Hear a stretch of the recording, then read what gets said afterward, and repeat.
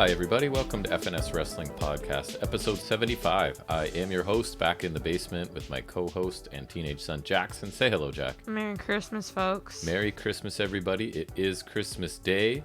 Hope you're having a great holiday. If you celebrate Christmas, Merry Christmas to you.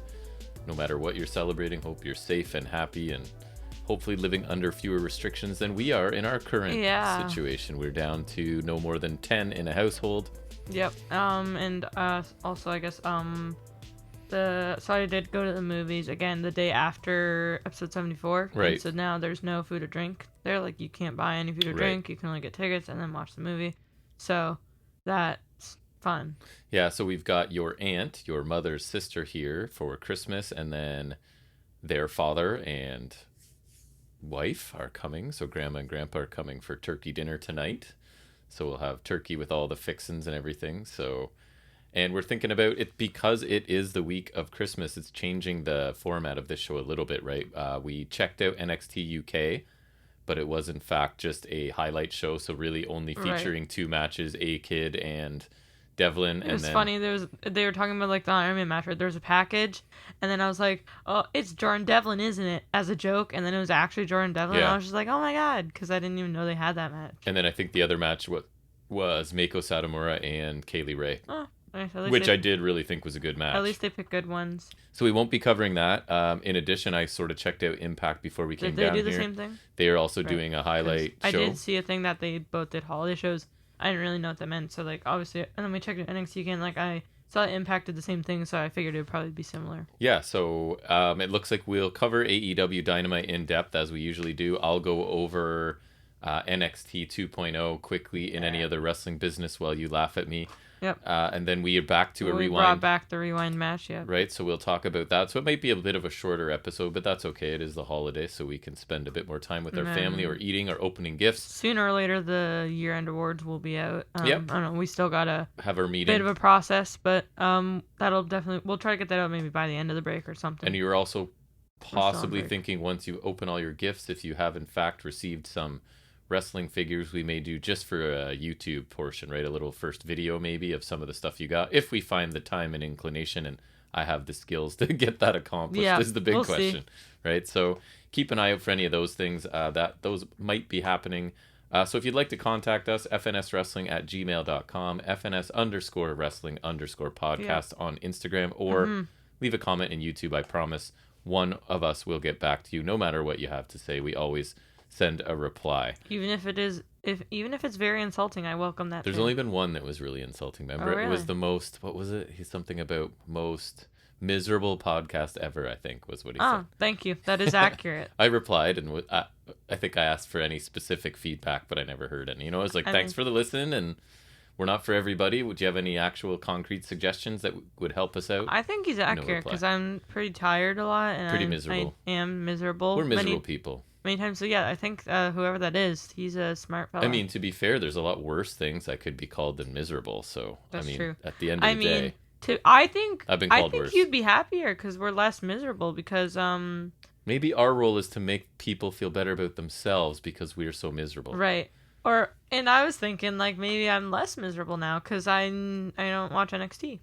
Yeah, that didn't hurt. And someone told you were miserable, so you've made a change. You really look deep within yourself. Right, and I'm coming across as miserable to that one random guy out there in the world. Since the 30 seconds that you just reminded me, I've been reflecting. You're a changed man, so yes. Whoever that was, thank you so much for improving the quality of our life. Yes. But anyways, I don't know. We give shows to people who say stuff. I don't remember his name, but it might not have even been him. I shouldn't be assuming, but who knows? Felt like it was a guy insulting us, but it didn't bother me. I replied. Anyways, should we talk anything else you want to talk about before we get into talking about wrestling? My advent calendar's done. Oh, right. The Lego calendar? Yeah, I got an Infinity Gauntlet with all the stones for the last one. You're pretty excited about that. So, with extra stones? Yeah, so it's really funny because anyone who likes Marvel knows I got like the Infinity Gauntlet for last day. Lego Infinity Gauntlet, got all 6 stones, like 4 of each stone, and all in like one thing, right? Which I think is really funny because initially when Infinity War came out, which was like the first movie which had like Thanos and the Gauntlet and whatever, right? They did like the classic like marketing thing where like they put the different stones in different Of course, sets so you have and to whatnot, buy multiple right, things. in the whole wave. So then like Smart. try to make you buy as much of the wave as possible. Right. And then it was funny. Then now this is like You got them all all. in one You hacked set, it. in one $50 If you will. set. Or I think it's $50, right? The advent calendar, I want to say. Somewhere around there, yeah. So I yeah, think. pretty nice. And then you put the leftover stones as things on the tree. That was ornaments. on the 23rd. Things on the tree. Your vocabulary They're never not necessarily ceases to amaze me. ornaments. Put the things on the Christmas tree lights, I guess. But now I did get like a Lego set for my grandparents last weekend. Yes, you did. So a large one. Yes, and then I got Thanos with the gauntlet. So my master plan is now complete. Very good. I'm Yes. proud of you. Thanks. Glad it all worked out for you. Yeah. Time to talk about wrestling, I guess. Sounds right. All right. And our first segment is going to be us looking at the week's wrestling news and rumors.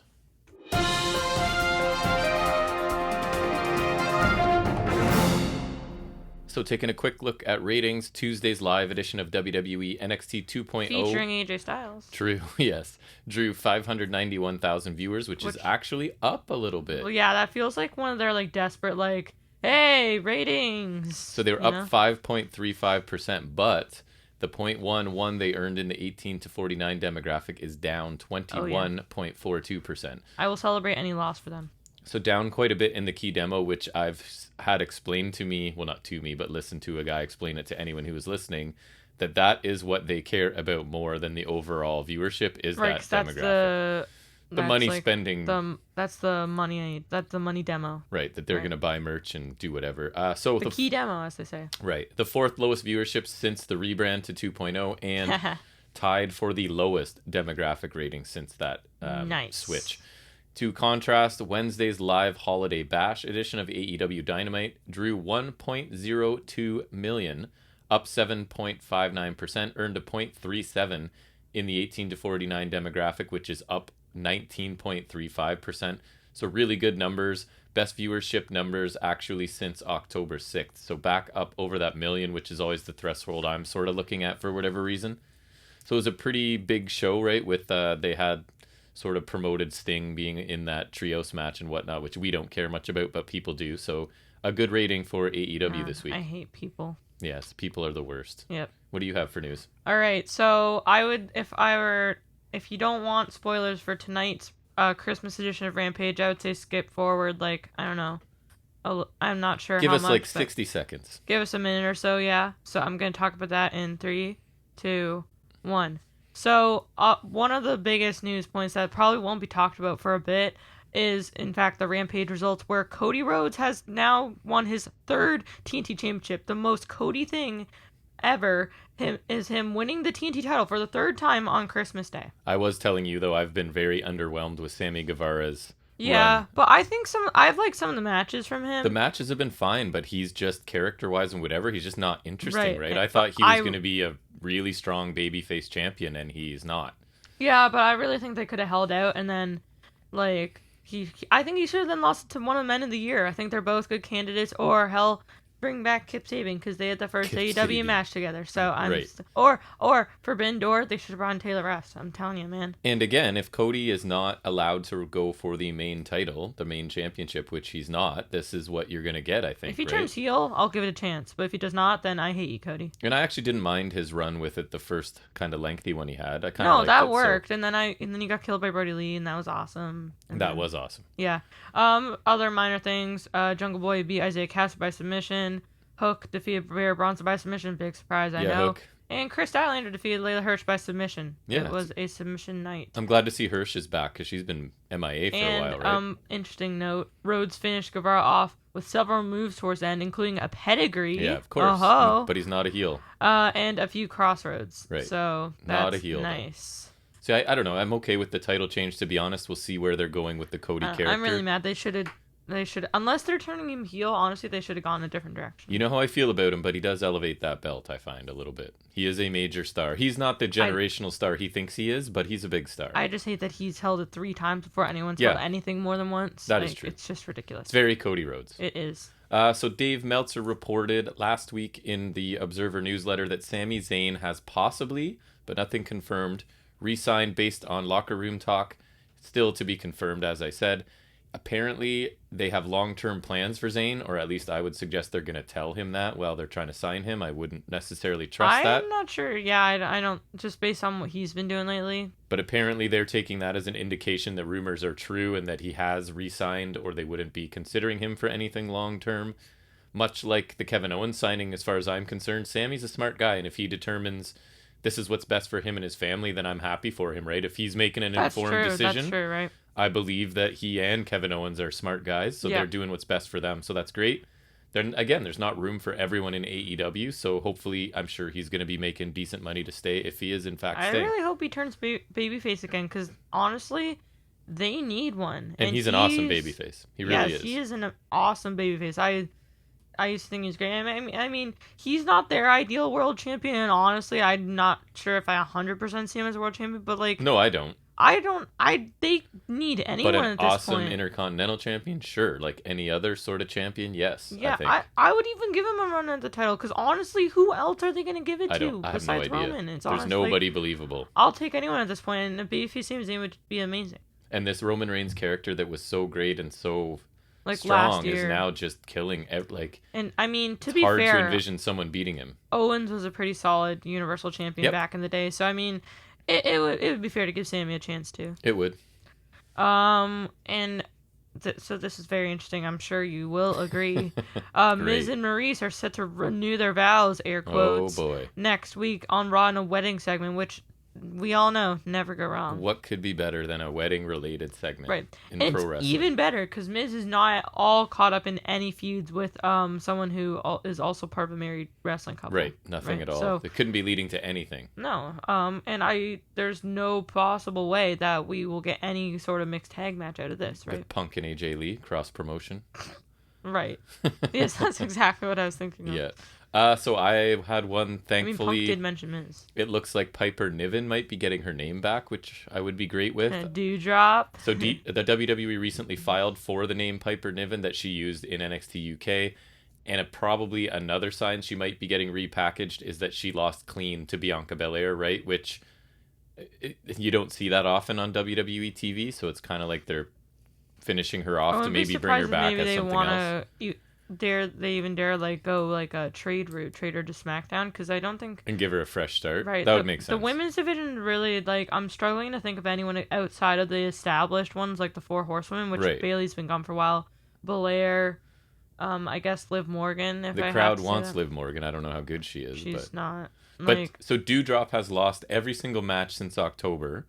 The name was really only created specifically for her storyline with Eva Marie, who is now gone, right? So, I mean, I would suggest it's a stupid name as well. I really don't understand why as soon as she ditched Eva Marie and Eva Marie was gone, they're like, hey, my name's not Doudrop, my name's Piper Niven. And Piper Niven's cool, so I think it would be great. She's a talented performer. I never loved her a ton. She's been wasted since she's been there. Like, they need to actually let her do something. She's never been my favorite, but the whole Doudrop thing was definitely really a waste bad. Of her time. Yep. Anything else you got? I thought this was kind of interesting. Definitely feeds into what the direction of a certain wrestling promotion. But Jonathan Gresham is set to defend the ROH title, which he won at Final Battle against Chris Sabin at Impact Wrestling's Hard to Kill pay-per-view.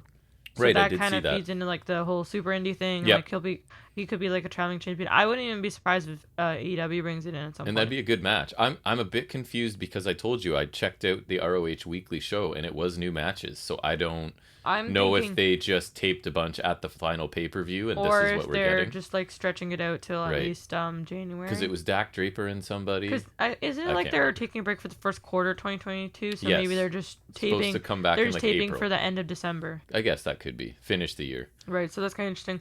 And so I was really confused because Bandito was the champion, but then Jonathan Gresham beat Lethal for the original ROH world title, which at first I thought he just won the pure title, and then I looked closer and I was like, oh, that's the ROH title, because they're like so similar. I think Bandito's just like gone and that title evaporates. I don't know what'll happen with that, because I think he'll sign somewhere, right? And then he's not an indie anymore, unless it's somewhere that lets him perform elsewhere, right? I guess that's possible.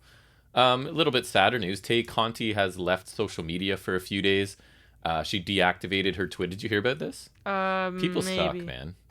She deactivated her Twitter account after being harassed by fans who decided to jump to conclusions on her friendship with Sammy Guevara, because Sammy just recently broke up with his girlfriend. of a long time. So the speculation is, he's been in a bunch of vlogs and stuff with Tay Conti, so it's her wait, fault. the one that he proposed to? Yeah. Really? Yeah, they broke up. That is interesting. So Conti and Guevara have been I seen... did see Sammy posted that, actually, because I follow him. Right. So they've been seen a lot together, and fans attacked her, I guess, because he announced his relationship with his longtime girlfriend ended. Wasn't it Pam? Yeah, I think so. It's just brutal, right? That people, like, who will never meet her and are hiding anonymously. And honestly, like, that's fine. If Right, that's like, what's happening, then who cares? People are just, I mean, sure, it sucks for Pam, but, like, it's not like she's, like, Well, Sammy released something. I think he said they've been broken up for quite a while, but this is them publicly. I don't know if any of it's true, but who cares, right? And if that's what him and Conti are doing, I don't care. Nobody's business, right? It's just ridiculous that anonymous people behind their keyboards are harassing her to the point where she's taking a break. But anyways, that's what happens with this stuff. Yep. Let me see. On Raw, the AJ Styles and Omos team splits. Match confirmed for next week's Raw. Well, it's got to be on NXT, man. Right. And, I mean, that's good, because I really feel like AJ Styles needs to be propped up, and so I think Omos will do that for him. Who's the heel in this confrontation? Do you know? I haven't seen it, so I don't know. I'm not sure. I don't know. I would hope it's not AJ, because I feel like Omos could, like, just do, like, a big man heel thing. And then also I feel like AJ hasn't been a babyface in a while, so I wouldn't mind. But AJ's on NXT feuding with a mega heel, so that would lead me to believe AJ's the face. I feel like that was a one-off. Maybe. I'm not sure. I think we're getting a match between them. Or at least that, yeah. Or like them also Brian Kendrick. Waller does mention the Omos situation in his promo. And so there's going to be Brian Kendrick. And a reference to Walter. Yeah, I heard that they're teasing him, yeah. That would be amazing. That'd be cool. Walter Riddle? That Kendrick has to job to of course Harlan, because probably Brian Kendrick's great. He is pretty cool, actually. What else do I have here? WWE, you saw this too. I actually watched this match randomly, right? Because I was curious to see her wrestle again. A match reportedly needed heavy editing before making it to television. So, Lash Legend, I'm not going to call her Lash LaRue because that's not true. He is a actual wrestler who probably never had a match this bad in his life. But it was Lash Legend taking on Saray on 205 Live. And FYI, Saray's pretty good. Saray's not bad. So this was a really bad match, and then it turns out that people are considering it one of the worst WWE TV matches in quite some time.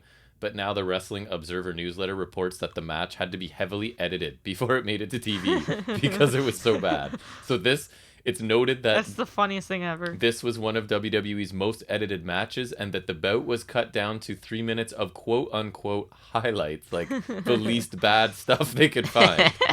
And it still sucked. In that form, it was described as the worst WWE TV match this year, and basically, as we were saying, right, Lash Legend is the one being blamed for the match because Saray is experienced and not a bad wrestler. So I did watch it. It was really bad, and now even in the highlights, right? Like now knowing that those were the highlights of what was left. That's just sad. It was pretty ugly. Yeah, that's great. I'm just glad to know that her wrestling's as good as her promos. Her promos, I thought there was potential. The wrestling, I'm not seeing it. She's big, but other than that, I don't see much.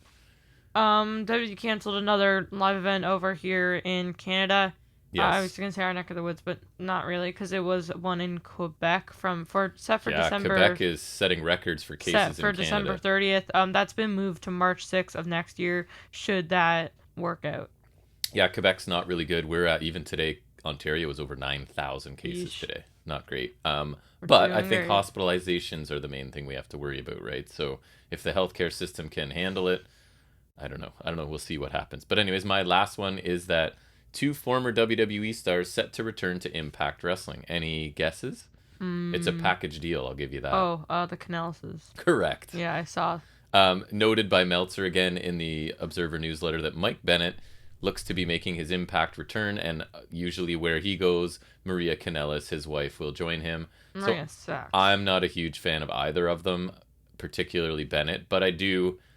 looking at it objectively, I think he's a good fit for Impact Wrestling, right? Like, he's never going to be a big star anywhere else. Is he still a tag champ in ROH? I think him and Taven. Right. Like, Bennett's good in the ring, O'Ryan. but he's not great, and he's good on the mic, but he's not great, and I just can't believe him as a babyface ever is my problem, right? Like, he's a heel to me, yeah, kind of like Cody. I remember seeing the Kingdom of Bane. I don't know why. I always like TK O'Ryan.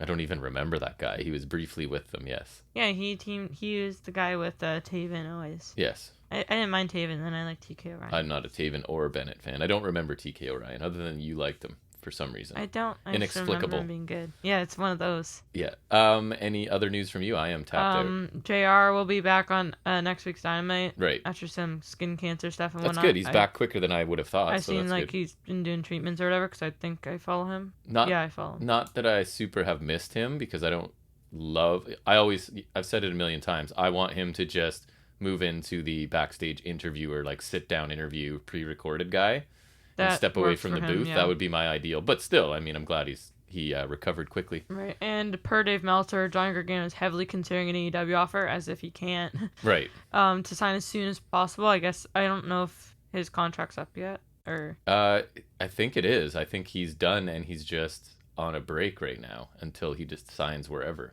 So I just watched like a half-hour match with he and Kyle O'Reilly and PWG from. I actually don't know what year it was, but it was pretty good match. Working my way through some old PWG stuff while I have some time. Is that it for news from you? I'm done. Yep. All right, well, that's going to bring us to the end of news and rumors and take us into our first in-depth review, and that's taking a look at this week's AEW Dynamite.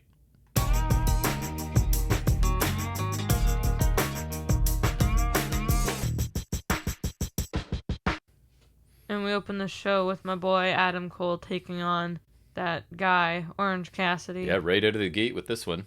Yep. In a very slow starting match that eventually got good. Yeah, you looked at me at one point when it's like, is it just me or is this like kind of slow? And I was like, I was just thinking the exact same thing the first few minutes, right? I think it came into it, but it definitely I don't disagree. So, but anyways, go ahead. Yeah, we'll talk about it after. Cole does the Adam Cole Bebe, but then Cassie puts his hands in Cole's hands in his pockets, holding counters, which that may or may not have been the first half of the match. There was a lot of holds and counters. Or like not this section, but like in general, that was like the first half of the match. Yep. Backstabber by Cole. Later on, Tilt World DDT for 2 by Cassidy. Then a little later on as well, Cutler and the Bucks come out, but Cassie takes out Cutler, and the best friends attack the Bucks, followed by Cassie hitting the Bucks with a suicide dive. That looked pretty nice. Yeah, a strike exchange, both Cassie hitting lazy strikes until a super kick. Cole counters a suplex into that Patella drop brainbuster for 2, which I really like. Looked awesome. Later on, Cassie is able to hit a diving DDT for 2. Cassie does a hands in pocket dive, but gets caught with a super kick, and Cole falls up with a Panama Sunrise for 2. Bodyfish distracts the ref as I anticipated, Kyle O'Reilly comes in and nails a KTFO, which is essentially like the axe kick, forearm combo on Cassidy, and Cole falls with the boom, but I still call it the last shot because I like that name better for the win, which is that Shining Wizard with the knee exposed. Post-match, we get a bit of a brawl. Cole and O'Reilly have a brief standoff, but then they just go on the best friends, and we get O'Reilly and Fish, collectively known as Red Dragon, Red Dragon again. Is back. Total elimination to Trent, which is that high-low move, which they like to. I like that. I would have liked them to hit because their Red Dragon move is chasing the dragon. Yes, which is awesome. They have so many tandem moves that are cool. Yeah, they're really nice. Yeah, and the Bucks come back in the ring and then kind of stare with Cole, which oddly enough, Fish and O'Reilly are just standing there with their backs turned, which led me to almost think Cole was going to turn on them, but then Cole actually leaves with Fish and O'Reilly. Right. Which I thought was very interesting. And Fish and O'Reilly didn't even acknowledge the Bucks, basically, right? So there's already building this anticipation of where is this going, right? A little bit of intrigue. I really like that part. It's going to be Bucks Red Dragon either way, which is amazing. Just the oh my god, best. Take that my would money. Just be the best. Absolutely. Even if it's for free, I will still pay them. So this match, like you were saying, surprisingly ordinary is what I had for the first several minutes. And I feel like it's too much holding counters considering one of the participants here is Orange Cassidy. Like, if it's Cole versus someone else, then sure. But it's Orange Cassidy. And again, I was getting annoyed because the commentary were doing what they always do, which is Orange Cassidy doesn't get enough credit for his in-ring. But yes, because... When we've been going on, I would say over a year of him actually wrestling now. Right. Remember his first match? I think it was Revolution 2020. Remember against Pac, and then since then, but that was February of last year. So it's been well over a year of him he's been wrestling. And they always tell us they say that same thing pretty much. So at some point he's not you guys talk about it enough. He's not underrated. But anyways, the crowd seemed to be trying to get into this.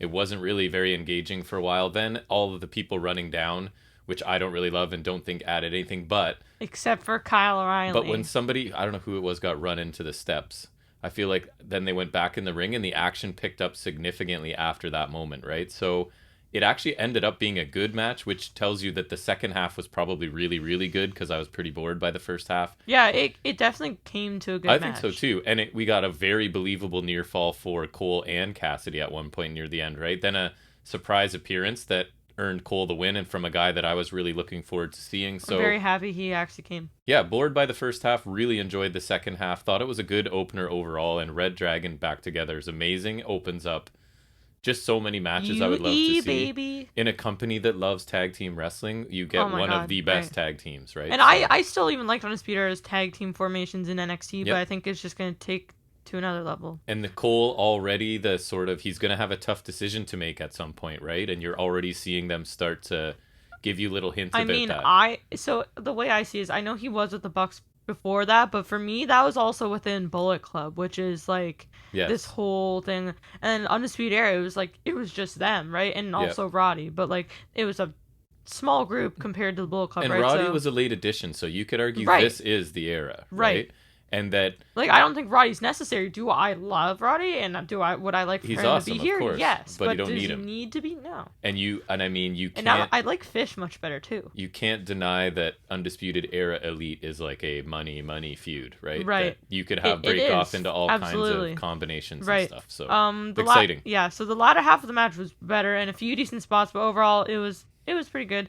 I'm super happy they did bring in Kyle O'Reilly. It seems we will be getting Undisputed Era and AEW, which I think would be cool. I liked how he kind of seemed to be leaving with Fish and Ryan. The Bucks were kind of left there. I could see Cole just conning Red Dragon, but I think that's a slight possibility. I would really like to see AEW's iteration of Undisputed Era. And I saw someone suggest Undisputed Elite, just to avoid trademark, whatever, which I would like, because that would allow the same abbreviation, same hand gesture. Or Undisputable Era? I don't know. That would be funny. So yeah, I thought it was a pretty good match, but I'm very happy they brought in Kyle O'Reilly. Even if we just get Red Dragon, that's good enough for me. Congrats to the good Canadian boy, Kyle O'Reilly. Yes, a fellow Canadian boy. That's right. Getting in the I'm happy for him, honestly. Yeah, good for him. It should be great. And actually, I did see we're getting, I think I'll talk about it later, but Undisputed Era versus Best Friends next week. So already getting the boys in action. Nice. I wonder if they could use the same logo as WWE. I wonder if they're allowed to do that. That'd be cool. I don't think so. It's their intellectual property, I imagine. Yeah. So we get a recap of last week's opener. Basically, all it confirms we're gonna get Hangman versus Danielson 2 on January 5th, which is the first episode of Dynamite on TBS. Right. And then we actually get Hangman Page coming down to the ring for a promo, or it's Tony Schiavone introducing, but it always escalates in just a promo. It's not really an interview at this point. No, it pretty much they're pretty much just taking over as soon as they start talking. He just kind of introduces them, and then it's just off to away the races, they go. Yep. Right. Hangman says after 60 minutes, covered in sweat and blood, he was handed back the title, and he managed to walk up the rim, and says last week he had never felt like less of a champion. He says the feeling from last week is disappointment. And then Bryan Danielson interrupts and says, wait, like a million times. Yes. He says the entitled Millennial Cowboy still has the title, and he is disappointed. He mocks Hangman and says, poor cowboy. Yeah. I love that. Like, you still have the belt, and you're out here moaning, right? Like... He says the fans should be disappointed because he kicked Hangman's ass and he should be the champion. He says he isn't someone who will come out and cry about it. And on January 5th, he'll kick Hangman's ass again.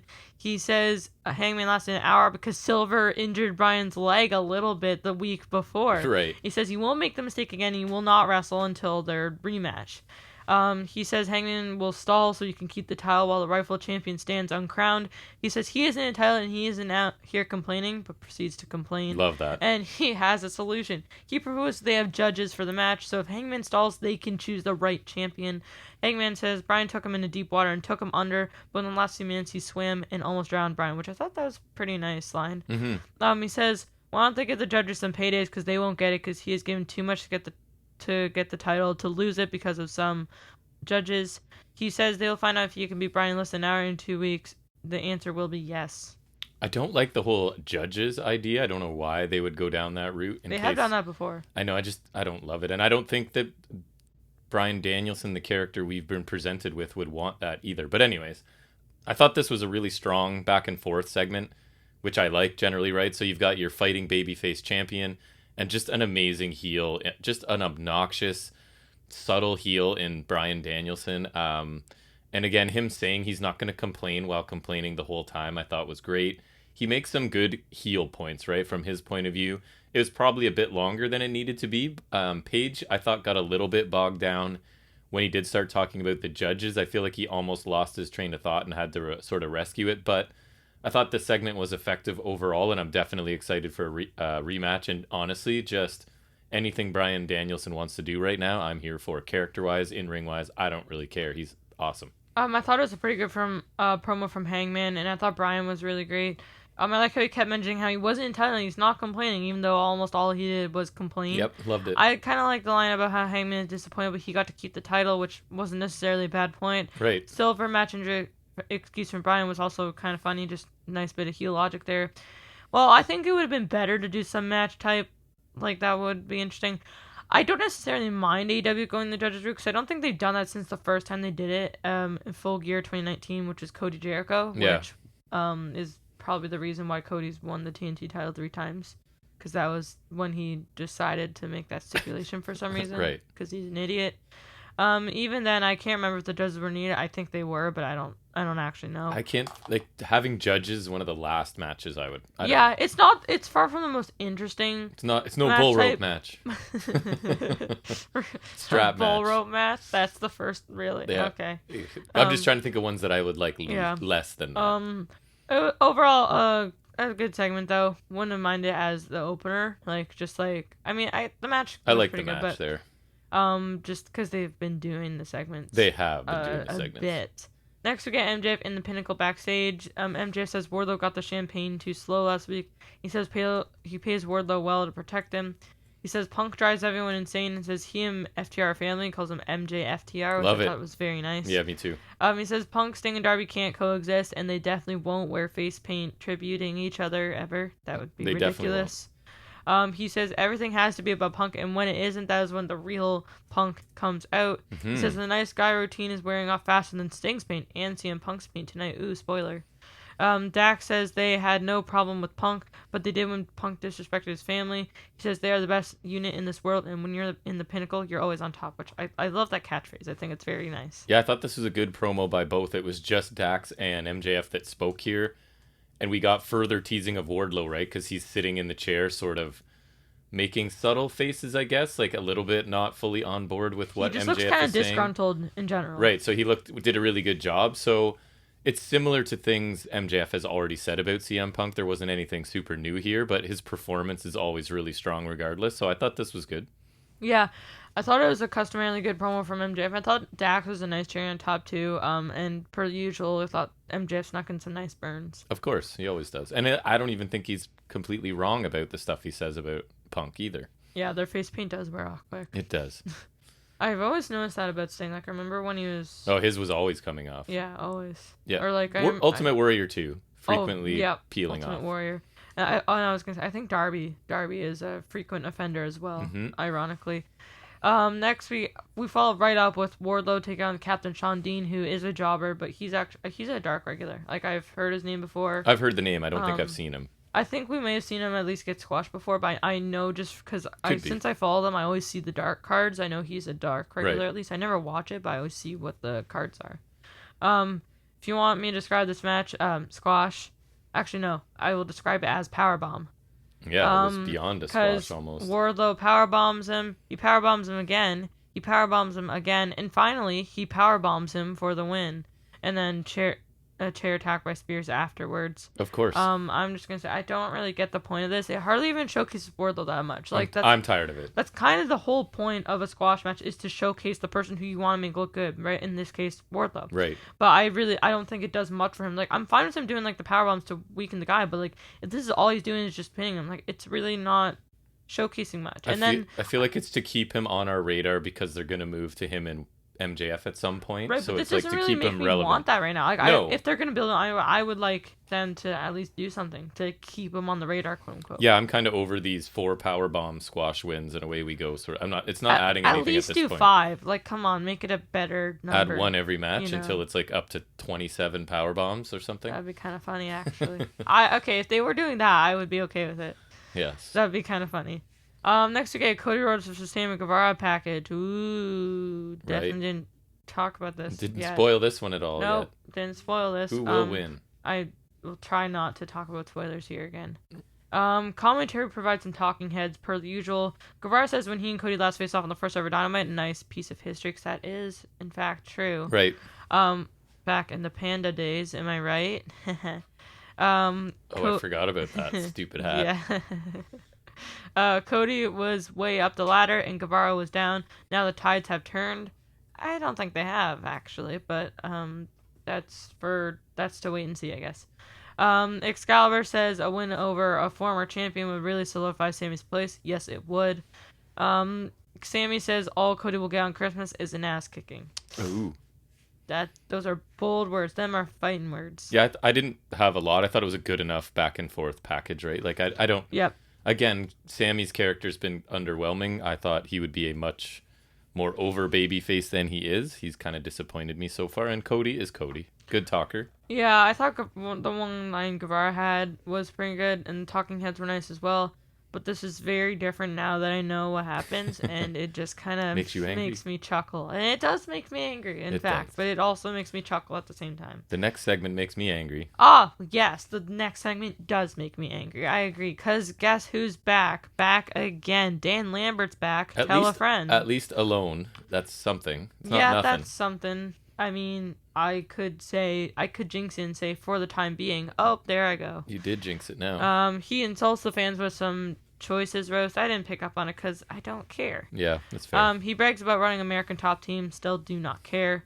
He says he makes sure the most successful are the most deserving, and Tony Khan does the opposite and uses the buddy system, which I don't think so. Maybe a little, but Dan Lambert's dumb.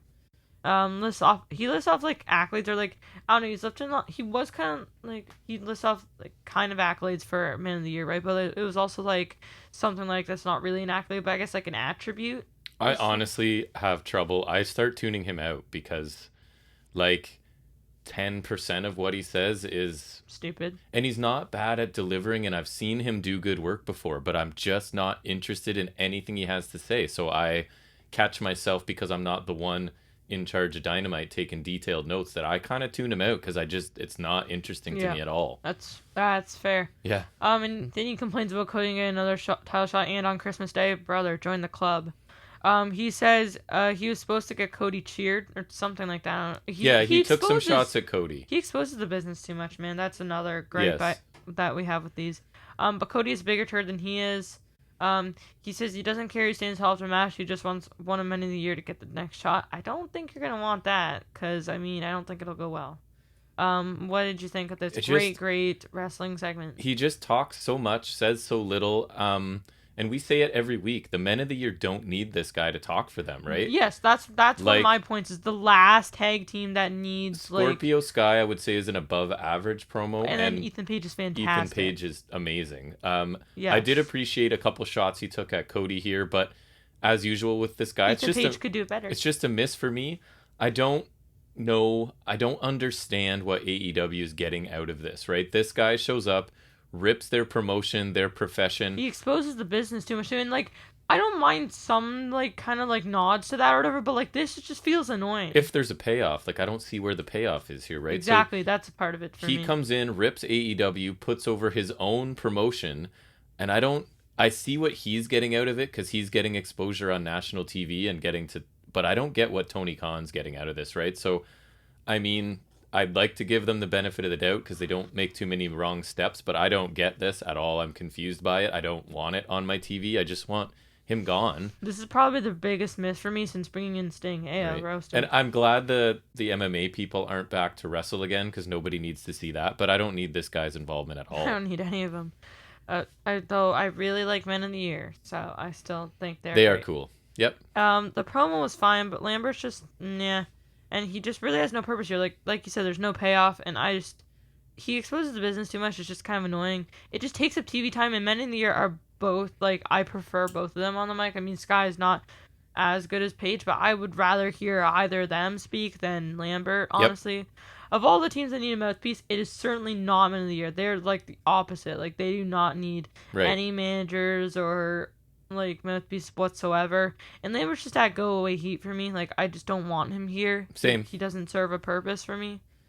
And I don't know, just, it's not, like, thankfully it's not super long, but it's still just taking up time for me. Yes. It's just kind of like, no, it's just like, no thanks. But at least followed up by something much more interesting, as far as I'm concerned, this week at least. Because next we get to Britt Baker's Christmas party thing. Is this what you're referring to? Yeah, so I don't get the whole Christmas party thing, because we never really see a party, right? It's just her, like, getting ready, or I don't know what this is even, I'll talk about that. Yeah. Tony asked about her match with Riho, which is going to be at Battle for the Belts, which is some point in January, I think. Yeah, I think it's like a 1 hour or something.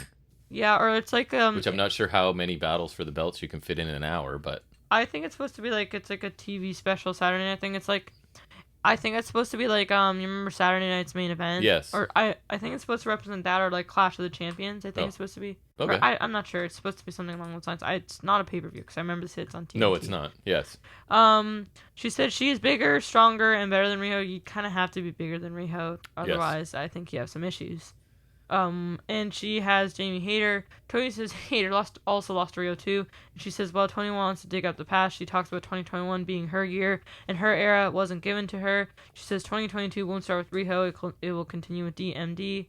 And I don't know, I thought it was a solid promo, but these things like this and the Thanksgiving and stuff, it's just glorified interview segments. Yeah, it didn't seem like a party. I still really liked it, because I even liked the visual of she's sitting in this big comfortable chair while everybody else is just standing around her, and she's like casually drinking a glass of wine, right? So she seemed more fired up this week, right? She got a little bit more intense, which I much prefer with Britt. So just the more attitude, the better, and I thought she brought it here. So I kind of like this. The last couple promos she's had, I thought were a little less inspired than usual, but I thought her energy was good here. I liked it. Mm-hmm. But yes, a Christmas party is a strong statement for this. Yeah, these things, it's just like, I feel like a different way to get her on the show, where they could just do an interview and it would be all the same. Yes.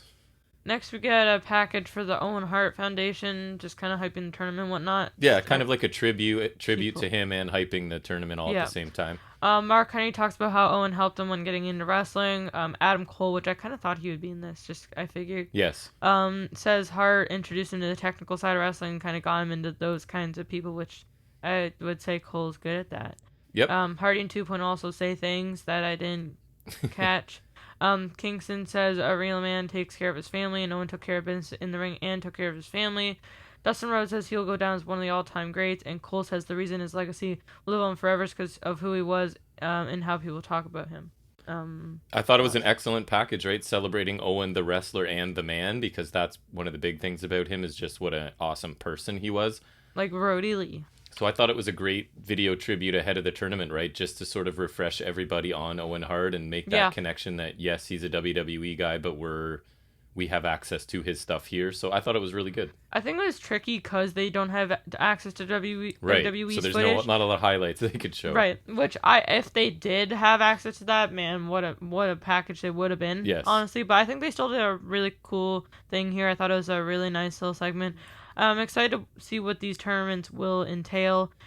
It says a lot about what kind of company they are to say like that they were able to do this and are doing it, considering Martha Hart wanted nothing to do with wrestling for like a long time. Well, she wanted nothing to do with WWE. Well, just like it seemed like in general, right? Yes. And like kind of like CM Punk. Like I think it says a lot like that they're able to bring in like people like CM Punk and make the deal with the Owen Hart Foundation. Like I think Owen Hart will probably get the similar treatment to like what they've been doing for Brody Lee, right? Like Brody Lee's not forgotten. So I think this was a really cool segment. They are the wrestling company with a heart, it feels like, which is nice. It feels okay to support this company, where I feel bad and shameful and guilty about supporting WWE sometimes, right? So it's nice to have an option where you don't feel bad about supporting not only are they entertaining, honestly, but it's just like seem to be decent. Seem like good at heart too. Yep. Next we move on to semifinals match in the world's longest tournament involving not that many Honestly, people. we were talking about Nyla that. Rose versus Ruby Soho. Because technically speaking, there's 12 people because 4 people got buys, correct? Yes. So, yeah, It's been going on forever. It feels like a 32-person tournament. And this one was a surprise triple threat, right? Because it was Nyla versus Ruby Soho versus her jacket. That's true. Right? It feels like it's like that's my first note. Ruby versus jacket early. Yeah, and it's because I feel like there's been weeks where there's no matches and then weeks where there's only one match. Like they've been really taking their sweet ass time with this, which at first I didn't notice, and now I'm just like, get it over with. Months, right? Honestly, I guess they're stretching it out to the first TBS Dynamite, but like then start the tournament later. Right. But it's almost like they don't want to put more than one women's match on Dynamite, so this is the pace it's got to go, I guess. Yeah, but I don't even think they've done it on a consistently weekly basis. No. Because I don't like. No, because it feels like Bunny's involved in every match. Bunny and Penelope, and they can't be in the tournament for that long because they never win. So there must have been other matches along the way, right, on Dynamite. I thought it was a pretty good back and forth TV match, and yes, the first thing that happens is Soho versus Jacket, assisted by Nyla Rose. They had to work together to get this jacket off her one wrist. Like, it was amazing. It's like they're teaming up to take out the big person in the match, even though Nyla Rose is the big person. They had to work together to take out the jacket first. Right, exactly. It was pretty funny. A brief alliance to defeat the jacket. Yes. Nyla Rose blocks a back heel trip and hits an Iranagi, which I thought was a very stupid thing of Soho to do, just go for like a back heel trip on Nyla Rose. Right. When Soho's a pretty skinny woman, and then Nyla Rose is Nyla Rose. Although Nyla's looking a bit smaller, we thought. Yeah, too, right? but she's like, I don't know. She's still. I was just like, really? Yes. Of all the things you're gonna go for on Nyla Rose, you go for a back heel trip. Like, not effective at all. It's not even like tripping her or something else. She's literally just going and trying to trip her with your force. It just doesn't that just doesn't work. The calculus doesn't work. Right. Yes. A knee and an iffy looking super kick by Soho. Don't think that they won't call it a thrust kick. They will. Rose catches a monkey flip, and then Soho counters that in a turning DDT for 2, which was solid. Rose grabs a chair, but Soho hits a running drop from the apron, which sends the chair into Rose's head. And Rose hits that diving knee drop. Love it. For 2, which I think is always very nice. Me too. Soho counters Rose into a dragon sleeper, but releases to take an interfering Vicky Guerrero. Rose capitalizes with the beast bomb for a solid near fall. And then the finish comes where Nyla's like sitting up on the top turnbuckle. Like she grabs Soho by the arm and then is climbing up the turnbuckles for whatever reason. Right. And then Soho for some reason does like a twisty thing to like do a wrist lock on her hand, even though she's already like, I don't think she needed to hold or twist around her hand, but I guess that's the setup because that's what she would normally do for a finisher. Right. She kind of pulls Nyla off the turnbuckles into the riot kick, which I forgot what they call it. But I still call it the riot kick. Yeah, I don't know from what WWE. they call it either. I forget. Me too. I remember they said something for it, but and that gets Ruby Soho the win. And I think that's funny that it was called a riot kick because her name was Ruby Riot and it was the Riot Squad. And it's called the riot kick. So very that's just WWE's creative team doing what they do. Yep. And Riot throwing an extra T, and then you can trademark all Braun of it. Breaker. So this ended up being a good match. I thought it just the right amount of involvement from Vicky Guerrero at ringside, including creating one believable near fall at one point.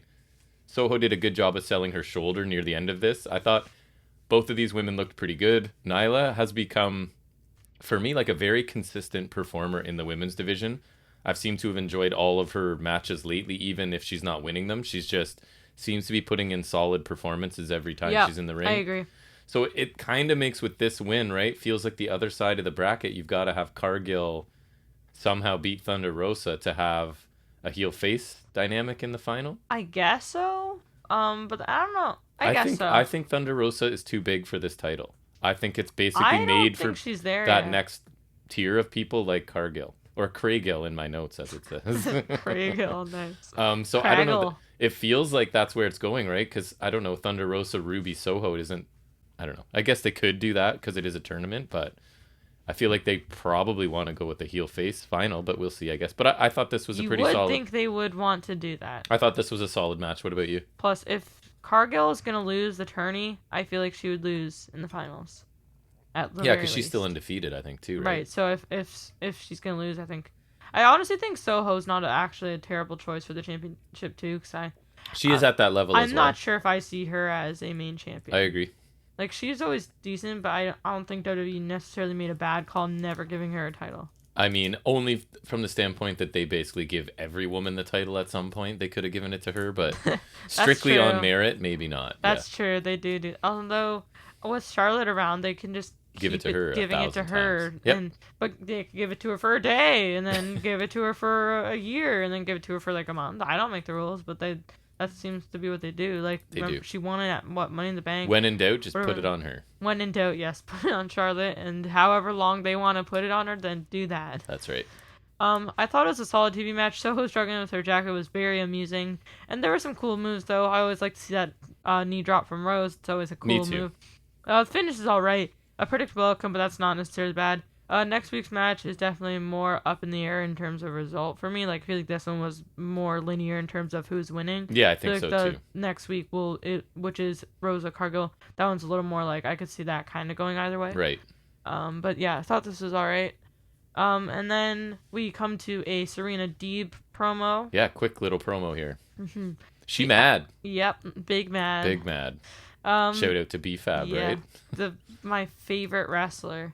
You know what's amazing. Funny is she and Lash Legend could have had a 5-star. Oh, what could have been? Right. You know what really confused me at first, right? Is so I remember following her a little while ago. I think it was Brianna Brandy, because I remember that was her name before she was BFAB. BFAB, yeah. And then there was another one that was BFAB WWE, and I was like, what? She has separate accounts for like her and then her character, and then so she's changed the BFAB one, so I think it's the Vibe or something. Oh, nice. Right, and so it's just funny because like she has two different accounts. It's just like I was just like, okay. And also, while I'm on that, just quick, I noticed that WWE, I don't know if WWE did it. I assume they did, because why wouldn't they? Or if the wrestlers did, but like there's faction accounts now. Like there's one for Diamond Mine. Yeah. Hit Row used to have one. I'm sure that's scripted and they're told to do it. I just think that's really weird. Yeah. I mean, I see it. I feel like it makes a little more sense for Diamond Mine, because I feel like you could post training vignettes or whatever. Yeah. But still, I don't know. It's weird. Anyways, getting distracted. Deeb asks how she can call herself a winner after what she did last week, referring to the exposed, not exposed turnbuckle. Mm-hmm. And she has never decisively beaten her, which you'd have to fact check that, but that's a heel logic. Decisively beaten her. It's like a weasel word. You've beaten me, but I mean, Deeb won the first time, so honestly, the only one you'd have to check is the tournament match, which I don't remember the exact finish, so I can't fact check this. She says this is not over, and it will go on until her work is done, and by the end, she will be begging Tony Khan, TK, to keep Deeb away from her. Yeah, I thought this was good. Nice intensity from Serena Deeb. She comes across as obsessed with Shida, right? For whatever the reason is. I don't know if we've been properly given a reason. I don't really care. I thought this was really good. And I think it just stems from she wanted to keep her from 50 wins, and that's just kind of the obsession just continues. Continues. So I was disappointed a little bit by their last match. Not that it wasn't good. I was just expecting like really, really good. So I would still watch another one. I would like it if they could put some sort of stakes attached to it, would be even better. So I guess we'll see. But I thought Deeb was good here. Or I would honestly appreciate a stipulation. Now that we have the title, I would love Deeb as a TBS champion. Honestly, I think that'd be great. She's awesome. I think she's definitely proven herself to be capable. Like, I don't know. I could maybe see her as the main women's champion, but I don't think it's necessarily likely. So I think she'd be a perfect TBS champion, honestly. She could do like Bryan and just beat people a different way every week for months and months. Women of 1,000 holds. Or woman of 1,000 holds. She's awesome. And next, we get the Iron Man match of the century, rivaling Hangman versus Danielson, dare I say. Easily. Malachi Black versus Griff Garrison. And always love to see Malachi Black's entrance. I love it very much. I think his theme is very nice. I think the whole aesthetic works, for sure. I think the theme, the real song is 10 minutes on iTunes, by the way.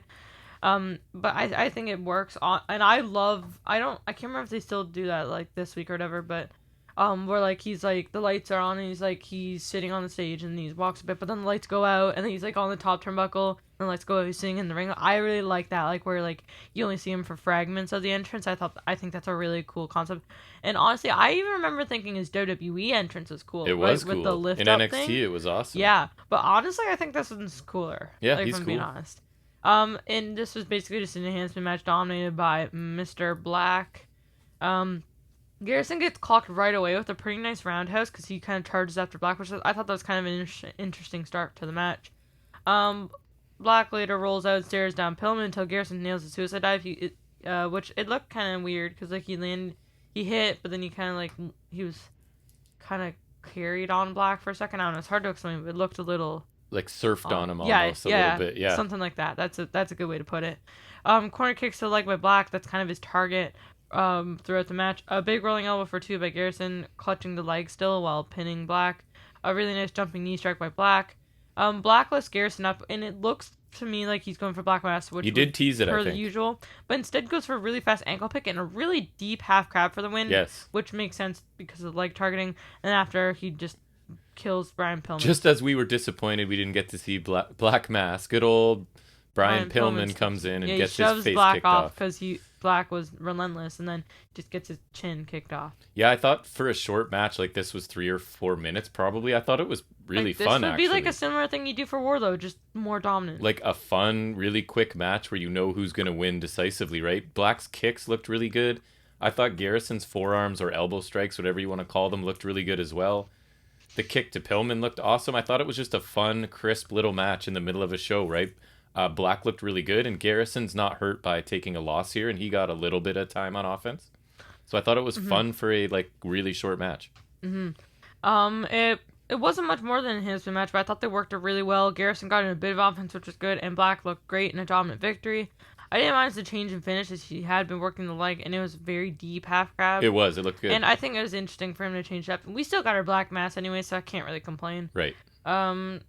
I guess I'll start complaining, but we get an HFO promo because, and I've been living happy without them. I honestly forgot they existed. My note is these guys don't feel relevant anymore, and that was not a strong promo, anyways. I don't feel they've ever been very relevant. Those were my only thoughts on it. Matt Hardy says one adorable moment Jurassic Express had with Lucha Bros last week, and they are number 1 contenders.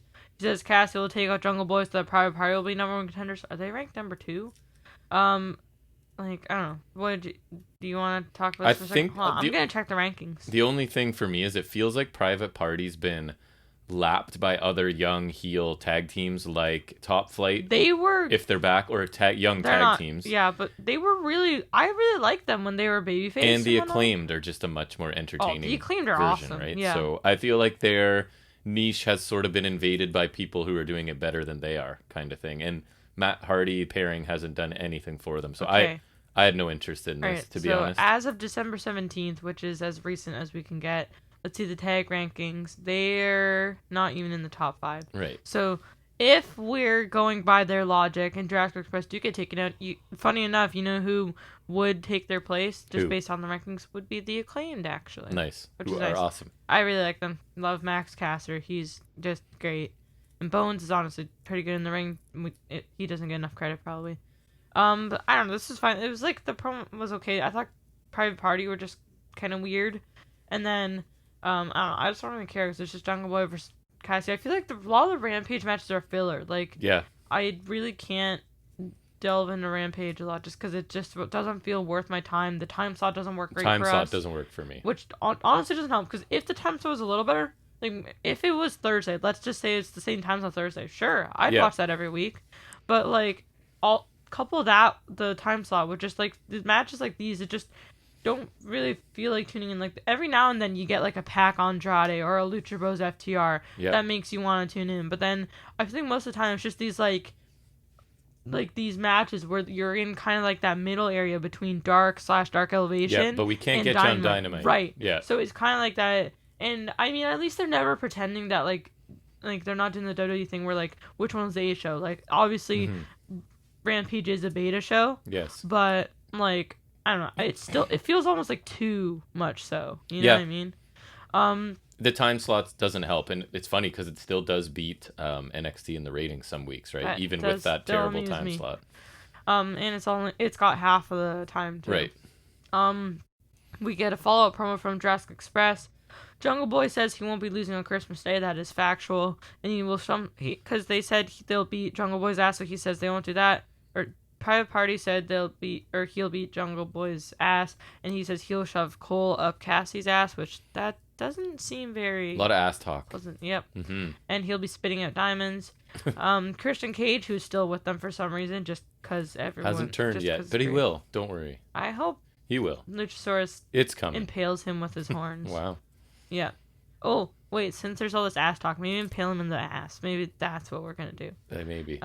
He says that as long as Jurassic Express is around, it'll never be Private Party's time. So, I mean, I don't know how long dinosaurs live, but as long as Luchasaurus can keep finding Jurassic Express partners, then I guess it'll never be Private Party's time, you know? Never. And then he promotes their Christmas shirt, which... Yeah, he did. I thought this was better than the Hardy Private Party thing just before it, but it was Hardy Private Party. It was pretty generic still, and it ended with them trying to sell merch, which I find pretty annoying. Especially because it's Christian. They can try and build this feud or build this as a feud as much as they want, but it doesn't feel like anything other than a win for Jurassic Express in any sort of capacity, right? Yep. So it doesn't really interest me, but I didn't think this was a terrible promo. Yeah, it was just fine. I just don't care. It's just one of those one-off Rampage matches. Like, they do these segments to build it on Dynamite, and then it's just, like, nothing. Right. And I also, like, it feels funny to say, I like Marco Stunt better than Christian. I'm just gonna say. He is missing, that's for sure. Yeah, I didn't think, like, Marco's not much to look at, not just because he's short. That's not a short joke. But I prefer him to Christian. Just doesn't make sense for me. Yeah, I keep waiting for Christian to turn on the them. Elite. But I keep waiting for Christian to retire. That's not happening. I know, which is probably why I'm still waiting. And then I kind of stopped. That tracks. I used to recap the next week's matches, but I usually don't anymore. No, I like that you don't. Oh, well, then I'll start doing it. Wouldn't surprise me. But I did know Best Friends was Undisputed next week, and hey, Dad, you'd have to be a real dork not to be wearing their armband right now. You are wearing their armband right now. Yeah, because I totally forgot about. So I was looking at my nightstand one day, and I found it. I was like, oh yeah, I have an armband, right? And because I remember when we went to when SummerSlam was in Toronto, it was the day before Takeover. Mm-hmm. Went to the pop-up Superstore they had, and remember the armband. So I remember I got this. I got a couple figures. I remember I got that ringside exclusive King of the Ring Bret Hart, and then I remember I got Ultimate Edition Shinsuke. Yep. Yeah, and then I think I got something else maybe, but I don't remember. Anyways, and then so I found this. I was like, that'd be a cool thing to put on the shelf. So it was on the shelf, and then I decided to put it on right now. And then I'm gonna hold it. True story. All of these things are true. There's also other stuff, advertising JR and something else. I remembered at the time, but now I don't. Doesn't matter. Keep going. That's fair. And main event, which is the Pinnacle's MJFTR. Yes, nice. Say it like that. Versus CM Punk or Surfer Punk, SF Punks. He does not look good in face paint. Punk. He looked kind of weird. It was part of me is like, oh yeah, cool face paint. He looked but then silly. The other part of me is like, what are you doing, Philip? You know, Darby Allin and Sting. Sting has CM Punk inspired face paint. It's got like these red like molds, and on the top it's like got the fist, the cross fist. Yes, with it took the me a moment X's to on notice that. Yeah. And then Darby Allin's got like a pink scorpion sting. I talk too fast. Spink. I think it's like, so it looks like a scorpion sting look, obviously half pink because it's Darby Allin, but then it's pink and his hair's pink, which I don't know what attire that's necessarily attributing, but whatever. And Punk's got Surfer Sting style paint in his colors, and then also his tights, I noticed, have like the scorpion on only one side, which is reminiscent of Surfer Sting as well. And this was a solid trios tag. This is our main event, by the way, centered around an individual feud, but with someone who's wearing face paint and someone who likes to wear scarves. Right. MJF acts like he's about to lock up with Punk as he and Punk are starting the match, and he takes that to Dax because he's MJF and he runs away from people. And that's one of the underlying stories here, right? Is keeping MJF and Punk away from each other during this match. Correct. Was part of it. Drops up and then a drop kick to Cash by Darby Allin, which I actually, of the three paints, like I think Sting's looks fine in talked about Punk's. I think I really like Darby's. Like I think it's an interesting look for him. I like that better than when they did like the half Darby, half Sting paint. Yes. 'Cause I really I'm just so used to him with the half paint. Whenever he does full face paint, it's just unnerving. It's never bad because I think his face paint is generally really nice. But whenever he does full face paint, I just feel weird because it's just. You really like to think about face paint. You're very much into face paint. Face I'm just paint's like, the okay, best. sure. Darby they had Allin, paint on their face. That's great. I would like Darby Allin with 10 different heads, and each one of them has a different face paint. I care not so much about face paint, but well, you should. that's okay. Especially no judgment. Jeff you Hardy's, like what you like. Because sometimes Jeff Hardy's is really good. I mean, lately I don't care as much about him, but sometimes his face paint's really good too. Sure. MJF tags in against Darby, but then Darby decides to tag in Punk, which I thought was kind of interesting. Instead of like, I mean, I thought it was kind of interesting because like they just had that. They had it's not too long ago that match at Full Gear, right? But even though Darby, like, you would think he would want his hands on MJF, but like knowing Punk would just beat his ass more, right? Tags in Punk, which I thought was funny, and MJF hightails it really quick out of the ring, runs around, and then tags in Dax Harwood. To his credit, MJF's a good runner. Well, they ran. Is that when they ran through the crowd? No, that is later? after. Actually, Sting takes a shot to MJF later on and tags in Punk, but MJF hightails it through the crowd. They run around through the crowd, which was a waste of time. MJF tags out and hides behind FTR until Darby takes them all with a really fast, like the suicide dive thing really that he just likes to do. Yep. The Pinnacle, I think, was this where it looked weird? I can't remember if it was this or something else. I don't know what you're talking about. There was like a dive where like they looked like someone landed weird. Oh yeah, that was MJF. Wasn't it? He almost landed on his head, I think. Maybe. I'm pretty sure. I don't know. I'm struggling because I remember I was like, oh, I can't remember why. I thought it was MJF diving onto them, and he ended up landing on his head almost. Oh yes, See, that's what it was. I know things. Because Sting threw MJF onto FTR. That's what it was. Yes. That's later on. Okay. That's what it was though. Yes. Pinnacle are in control. Sorry, MJF TR. They're in control over Darby for a decent stretch. Quite a few body slams in there because a CM Punk match is not complete without some body slams. That's right. Whether they are hit by CM Punk. That WWE training. Work safe, brother. Yep, work safe. And body slam is the most interesting move for sure in the history of anything. Sting gets a hot tag of all people because, as we know, the best hot tag is by a 60-year-old person. He did a good job, man. You're gonna run him down, but he was totally fine. And he clears house. He's totally fine for a 60-year-old. Hot tag flurry from Punk later on after Sting was being worked over for a bit. Powerplex by FTR for 2. Love that. It is literally just a superplex followed by a splash, but it is fantastic. It is cool. A GTS countered into a smash contraption, which I thought was pretty nice too. And Sting breaks the pin, which I thought looked really. He just kind of walked over and just kind of like kicked him or whatever. Like that was just like. And you could sort of see him waiting in a corner for it to happen too. Right. It was just kind of like, you suck, Sting. Sting throws MJF on FTR, which is what we were talking about, and then he dives on them from the top turnbuckle, which I would say is cool. Struggled to get up there for a second too. Remember he did that to Seth Rollins in his last match before AEW, before he decided to come here for some reason. And then Dax saves MJF. He kind of shoves MJF out of the ring, which I thought was kind of interesting. Before taking a GTS, a Scorpion Death Drop, and finally a Coffin Drop, and the babyface team scores the win. They did. I really like MJF and FTR together. I think they seem to fit perfectly. They would make, since we always talk about wanting it, great heel trios champions until they're ready to they would be a fantastic trios champions. Until they're ready to pull the trigger on MJF as AEW champion. You could sort of put him there. Now that like the possible trios championships are possible, now I would want Undisputed Era back together more than ever, because like, I mean, I love them with all the gold in NXT, but like just trios championships, I feel like that would just be so cool because then you can have them in every match. Like, this company needs them. I don't know what they're waiting for. I know. Maybe they'll wait for next year, perhaps, or something. Like, but with now Undisputed Era here, like, there's so many possibilities. I agree. MJF TR would be let's say this Pinnacle splits, although I don't see that really happening because that's Felix Spears to take on. Like, MJF TR is a great team. Like, it is. Death Triangle still around. Super Click or Undisputed Era. Jurassic Express, I guess, with Christian Cage, although I'd still rather Marco Stunt as a trios champion, if I'm being honest. Yeah. Or like, and you can even have like a scrub challengers like at HFO or something. Like, there's a lot of possibilities for that division. Tons. A lot of this was about MJF avoiding CM Punk. Yes, a lot of it. Almost a little much for my liking. I didn't mind it. And then also a lot of the heels isolating Darby Allin, which makes sense because he's amazing at selling and he looks really good taking a beating. So that I had no problem with. He does have a knack for that. Sting got a decent hot tag that the crowd really wanted and ate that up. Punk got one a little bit later. And everybody on Punk's team got to hit their finisher to win the match. So I thought this was just a really smart, like well-executed trios main event that got a ton of time. Like it was over 20 minutes, I think.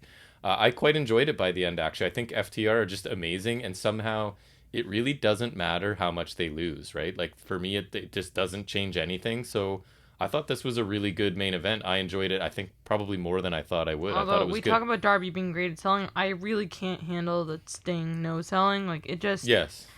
It like I can crap on Sting all I want, but like You that's do. really where yes, I do. But that's kind of where I draw the line. Like that's just like that just doesn't make sense. The last person It's been who part should of be his thing, though. It Like, just that's doesn't make sense though. Like the always last been his thing. It's like Undertaker the- sitting up. Or the last person who should be no selling is a feeble old man who shouldn't be here in the Well, first I mean, place. I guess, but it doesn't really bother me. It's just his character. They're not going to switch it up now, right? I thought they should. I thought it was a solid match, but I don't know.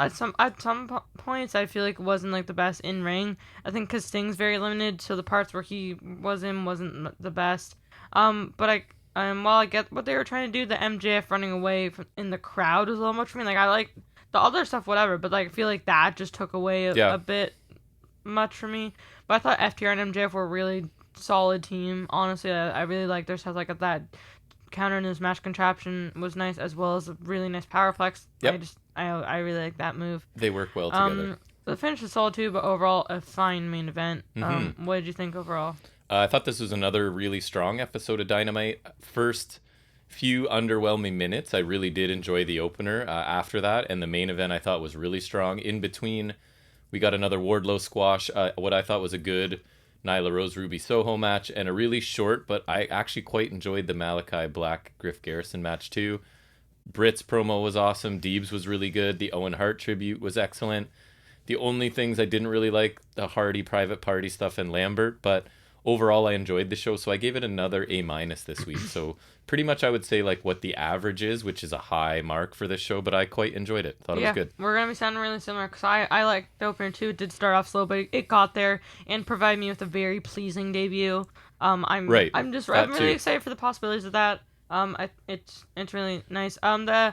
The main event also, like, I feel like there were points where I wasn't super into it, but definitely it was good overall as well. I did quite enjoy the Malachi Black Griff Garrison match as well, and the TBS tournament match was pretty good as well. I like that one. And then the only match that was not great was the only other match, which was that squash match, which was, to be fair, like super short, but it didn't really need to be here, if I'm being honest.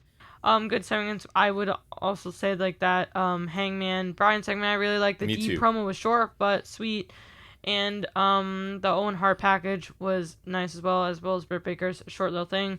And then I also don't really care for HFO or Dan Lambert. And then the Jurassic Express promo kind of goes with the HFO thing, so didn't love that either. It was better, but it wasn't great. Right. And so overall I think it was a really good show as well, and I will have to agree with that letter grade of an A-. Nice. We're in sync this week. Well, that's going to be the only in-depth review we go over this week because NXT UK, as we mentioned, was just a best-of show. But next, we're going to get into trivia like we always do in a segment we like to call Off the Top of His Head.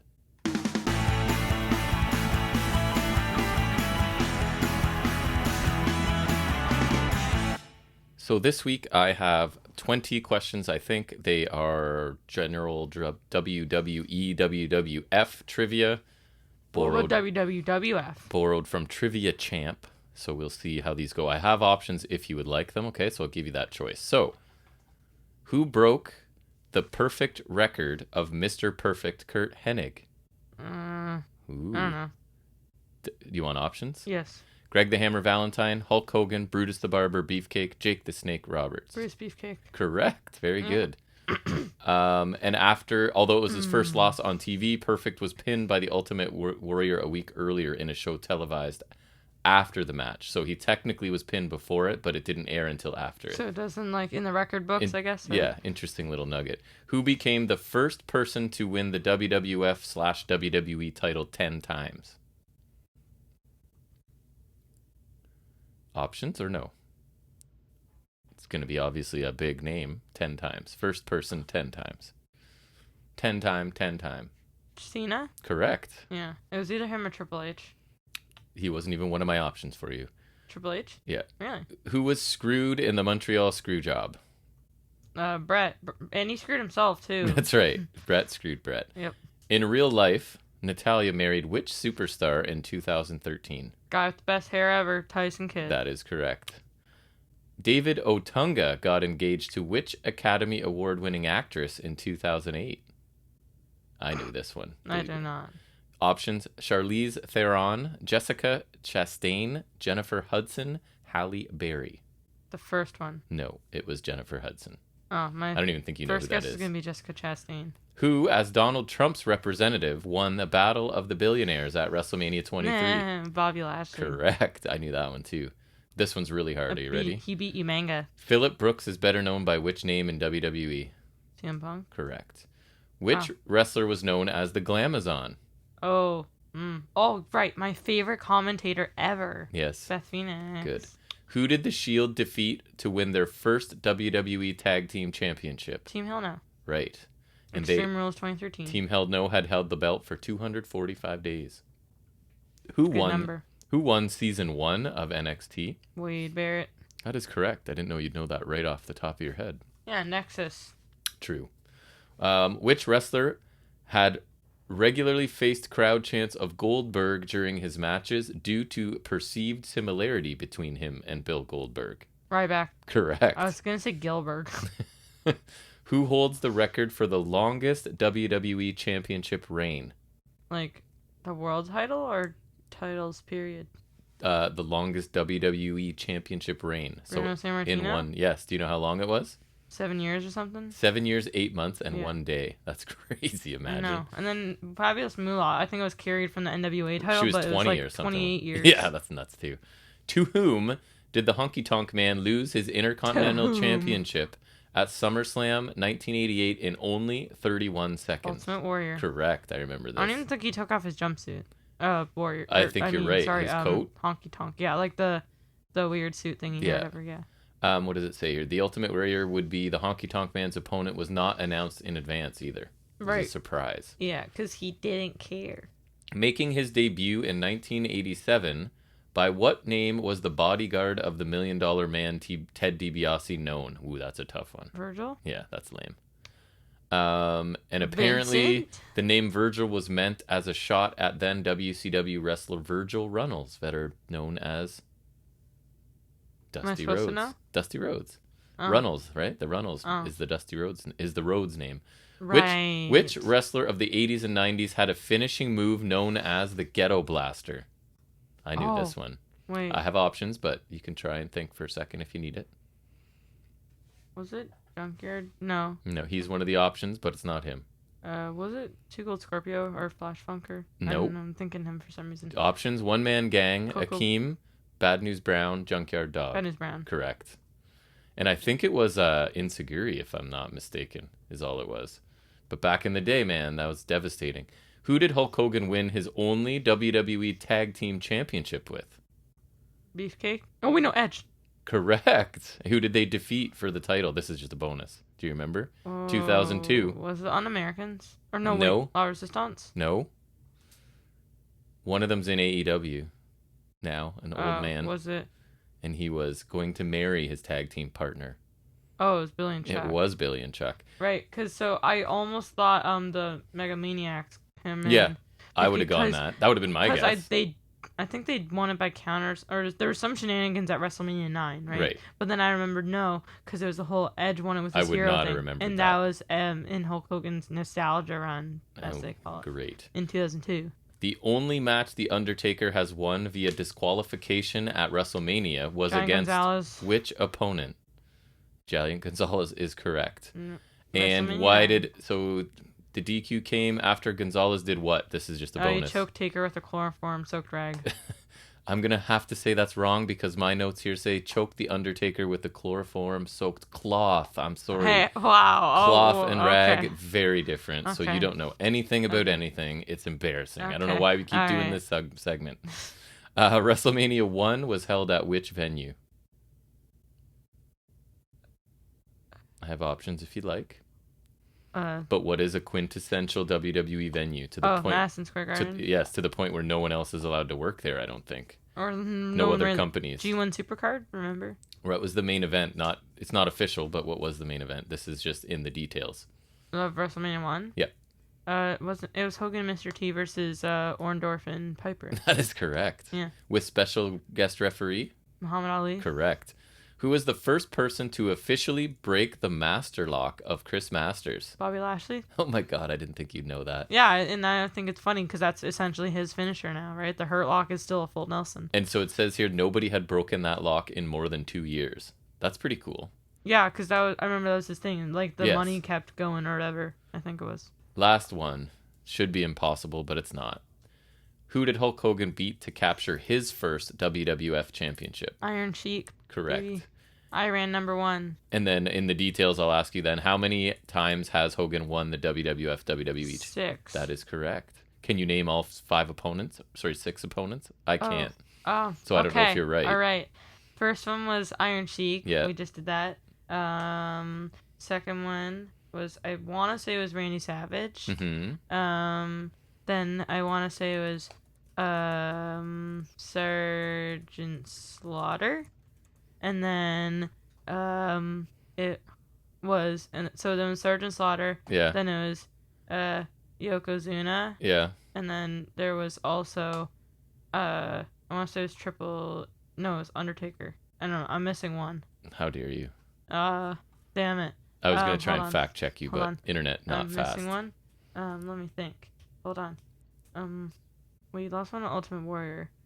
And it Yeah, doesn't I'm matter. losing one. Anyways, you did very well on that trivia. You know things about things. I do know apparently. things. So I guess that means we transition past NXT UK because it's nothing this week, and we move into Also no Impact. right. So we move into what we call any other wrestling business.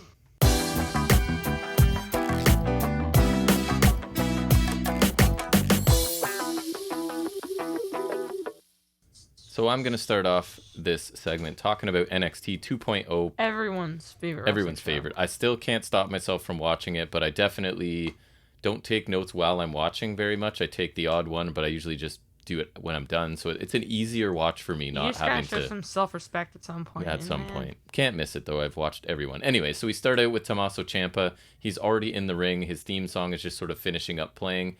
He invites Braun Breaker to the ring because he wants to speak to him face-to-face. Braun Breaker. Breaker does make his way to the ring as commentary remind us that Breaker, in fact, pinned Ciampa at War Games, which I actually needed that reminder, believe it or not.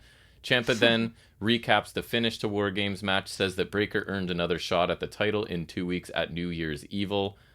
He says Braun has strength for days, but he's not ready to be champion in Ciampa's NXT. Ciampa then rhymes off former champions and thinks the responsibility is too much for Braun at this point. Ciampa then gets fired up, slaps... Did he mention Adam Cole? I can't remember. Damn. He might have. He slaps... Probably not, though, right? If he'd just Yeah, gone. but like he's Adam Cole, baby. He ends up slapping Braun, who then picks up Ciampa over his head like he's going to hit his Gorilla Press Power Slam, but then cooler heads prevail, and he just sort of places Ciampa back down. I think it's more like a quote-unquote mind games. Yes. Braun picks up the title, says that at New Year's Evil, the Shark is going to eat Ciampa alive. Braun walks off, kind of shoving the title back into Ciampa's hands. So I thought it was a decent segment at best. Ciampa did his part really well, I guess, but his role seems kind of inconsistent from week to week, right? He's kind of changing his stance, it seems like. So now he's back to being almost heelish here, and it seemed like overall it was kind of generic, I guess. Nothing to get me more interested in this. He did a decent job of delivering what he was given to say, I guess. And the end of it, I thought, makes Ciampa kind of look weak because Braun just picks him up like a child, right? And then just it's almost like he puts him back down and like pats him on the head, right? And this dominant, aggressive champion does absolutely nothing about it, right? So I don't know, it felt a bit weird to me. So they're determined to build Braun Breaker regardless of who ends up looking foolish, I think, along the way. and I don't think it's doing Ciampa any favors at this point. We then get an Instagram video of Grayson Waller insulting AJ Styles. Which is kind of random, right? Like, Yeah, I mean, I know he's it is appearing, random but like, for sure. It feels lazy. It's kind of as the star who's been hanging around for too long in wrestling kind of thing. Makes fun of AJ's haircut, and refers to himself as the phenomenal Grayson Waller. And he says it's crazy that AJ and his mom have the same haircut. So I liked Waller last week a lot, right? I'm on the record saying I thought he was awesome, but this felt a little bit different. So now he's kind of doing the juvenile jokes at AJ Styles' expense for no apparent reason, right? I didn't find it super interesting.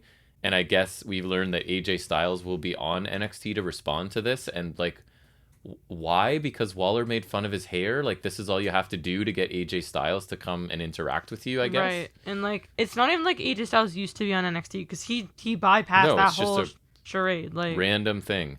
Right. So then we get Dakota Kai is attacking Raquel Gonzalez backstage, as commentary tells us that their street fight does not have to start in the street. So they're sort of implying that the match is starting backstage as they're brawling.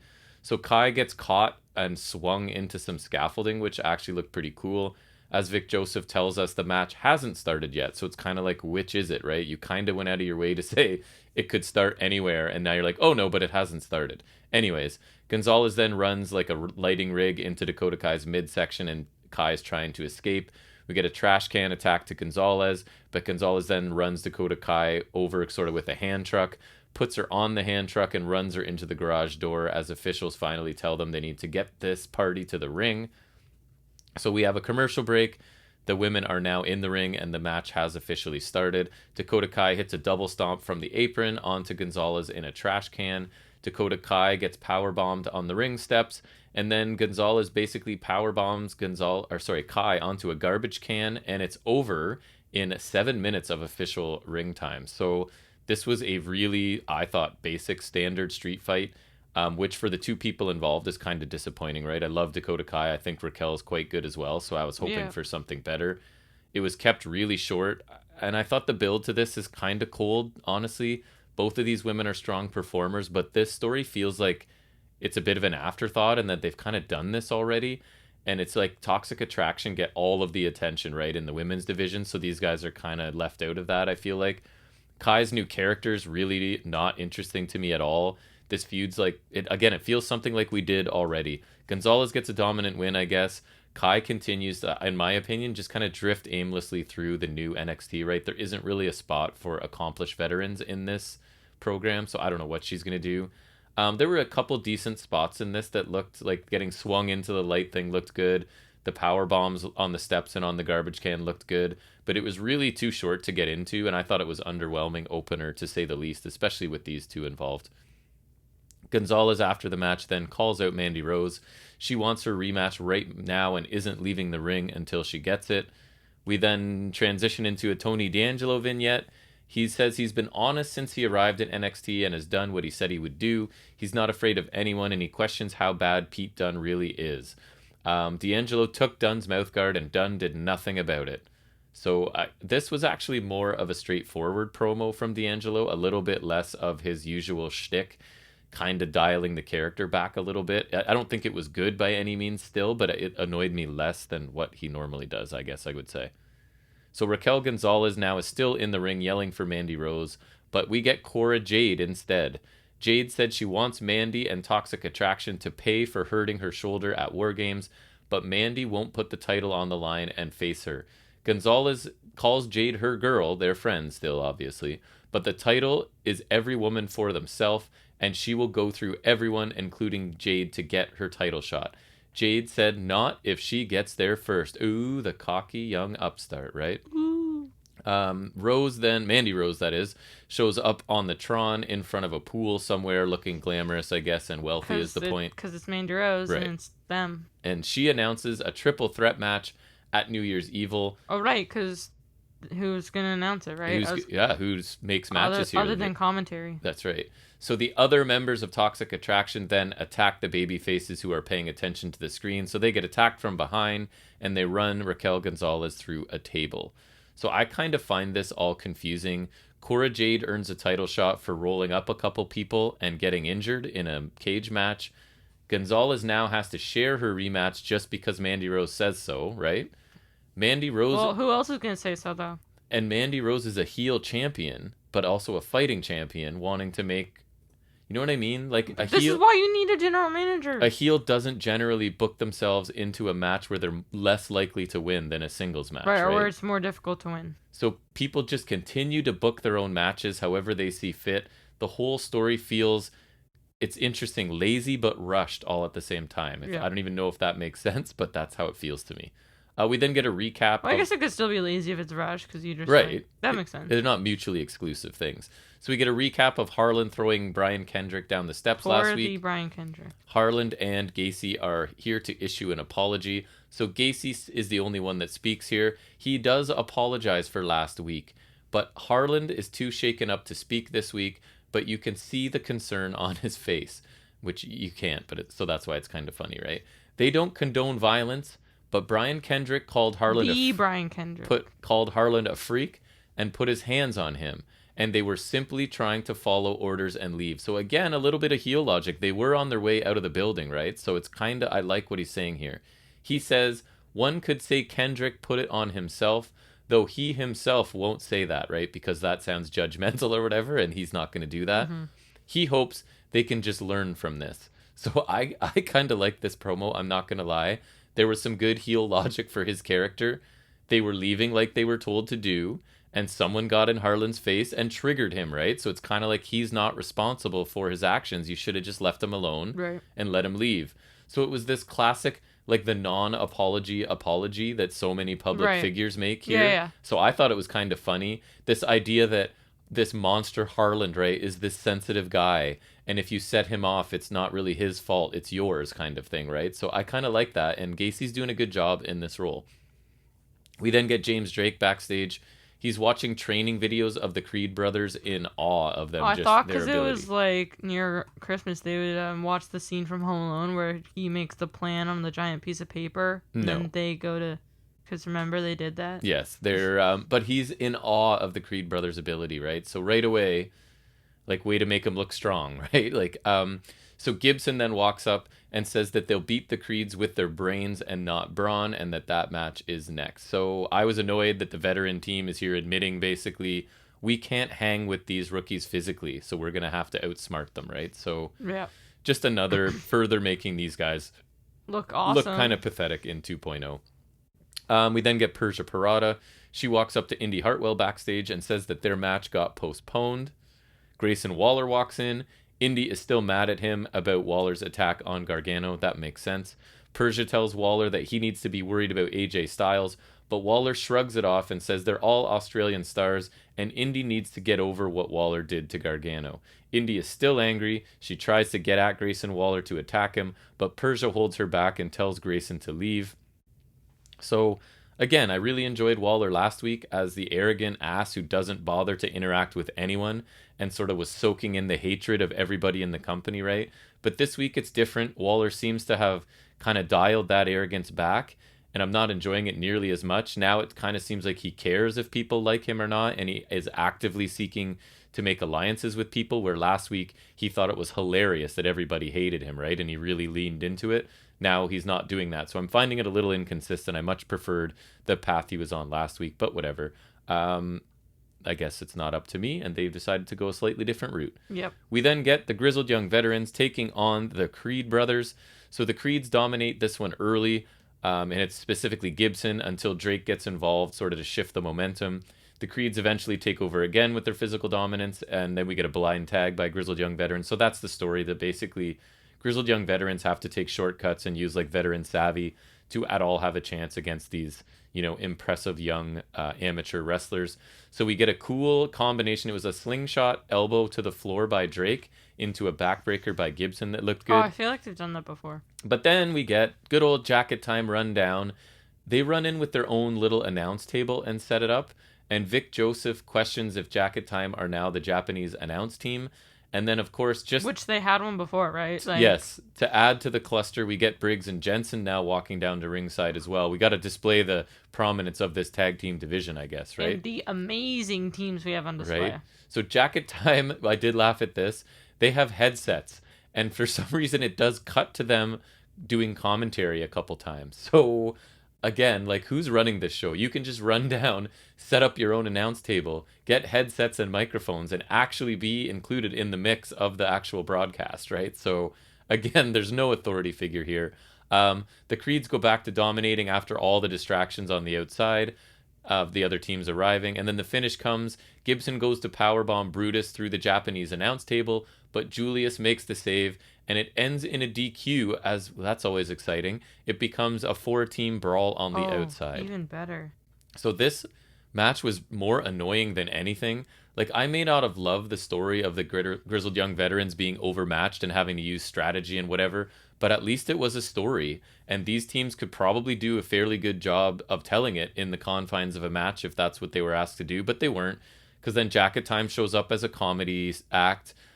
They distract the competitors, and more annoyingly, the commentary team, because they really shifted to just talking about Jacket Time for quite a while and kind of ignoring the action going on in front of them. Then we got another team showing up, and it just felt like a complete waste of time, and really just a vehicle for these 4 teams to be out there at the same time and to interact. So I was not a fan. I felt like my time was being a bit wasted here. We then have Mackenzie Mitchell. She's with Carmelo Hayes and Trick Williams. She asks Carmelo. She actually wants Trick Williams to speak as well, which is upsetting. She asks if Trick is going to conquer his fear against Dexter Lumis tonight. Carmelo Hayes says Trick isn't scared of anything, unlike Roderick Strong. Oh. Trick then speaks, right? So we all just silently wait for his amazing delivery. He says Lumis walks around with his eyes wide and his thumb up. So if Lumis does that tonight, his thumb will end up going up his ass. Wow. What an amazing promo. Or you think AEW watched this and they were like, let's get Jungle Who can Boy make more ass references this week? Who can make the best ass reference? We win 2-1. Right. Lumis appears on the TV screen behind them. Trick gets scared, obviously, and he runs off with Carmelo. Trick Williams is really bad on the mic. He tries to do way too much, way too early in his career, and he comes across really awkward, and honestly, he makes me cringe a little bit.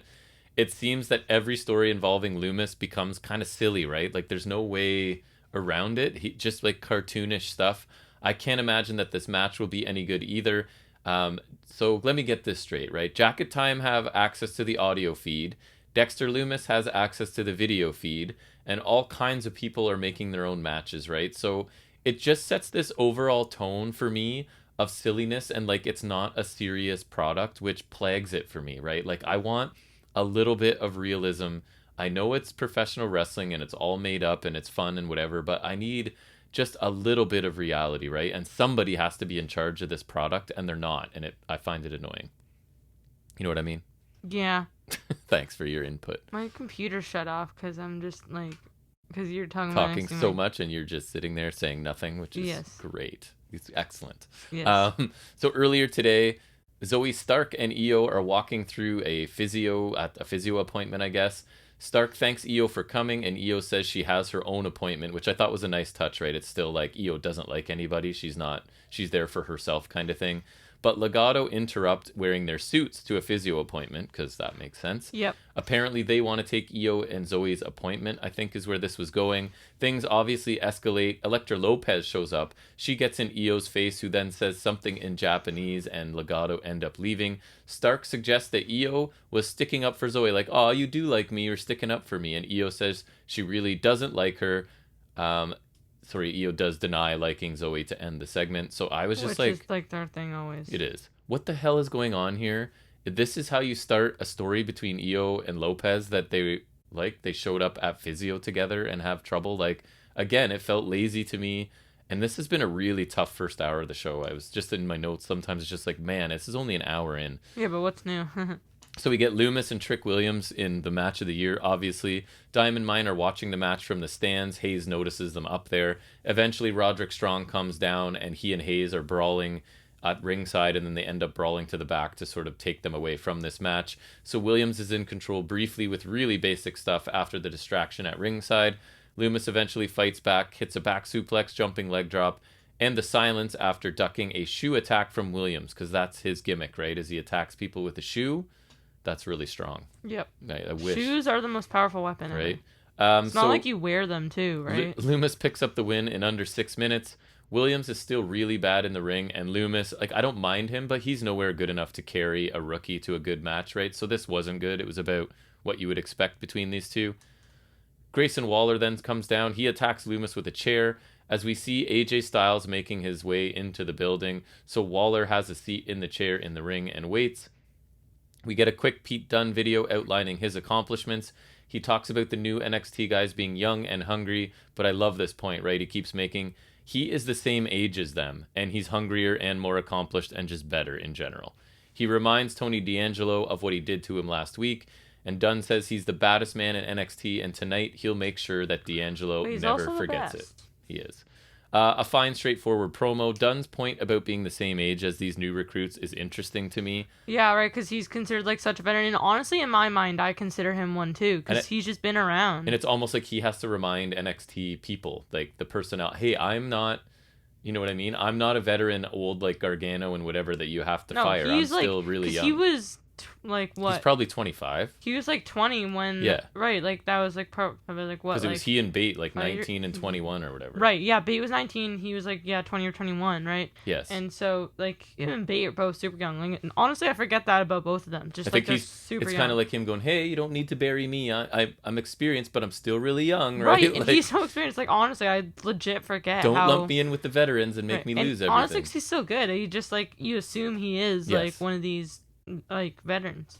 So Waller is in the ring now talking about how he hates it when WWE stars get inducted into the Hall of Fame and when they suck up to the fans.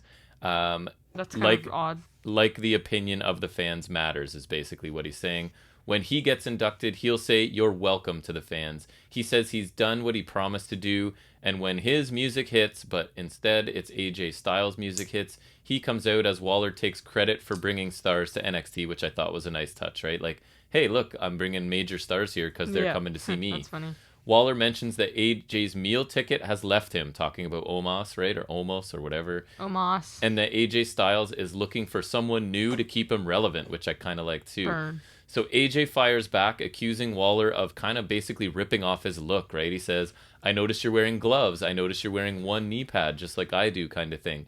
He says Waller has potential, but he's not a future superstar like Braun Breaker or the other two people he mentions. Actually, Carmelo Hayes, that's fine.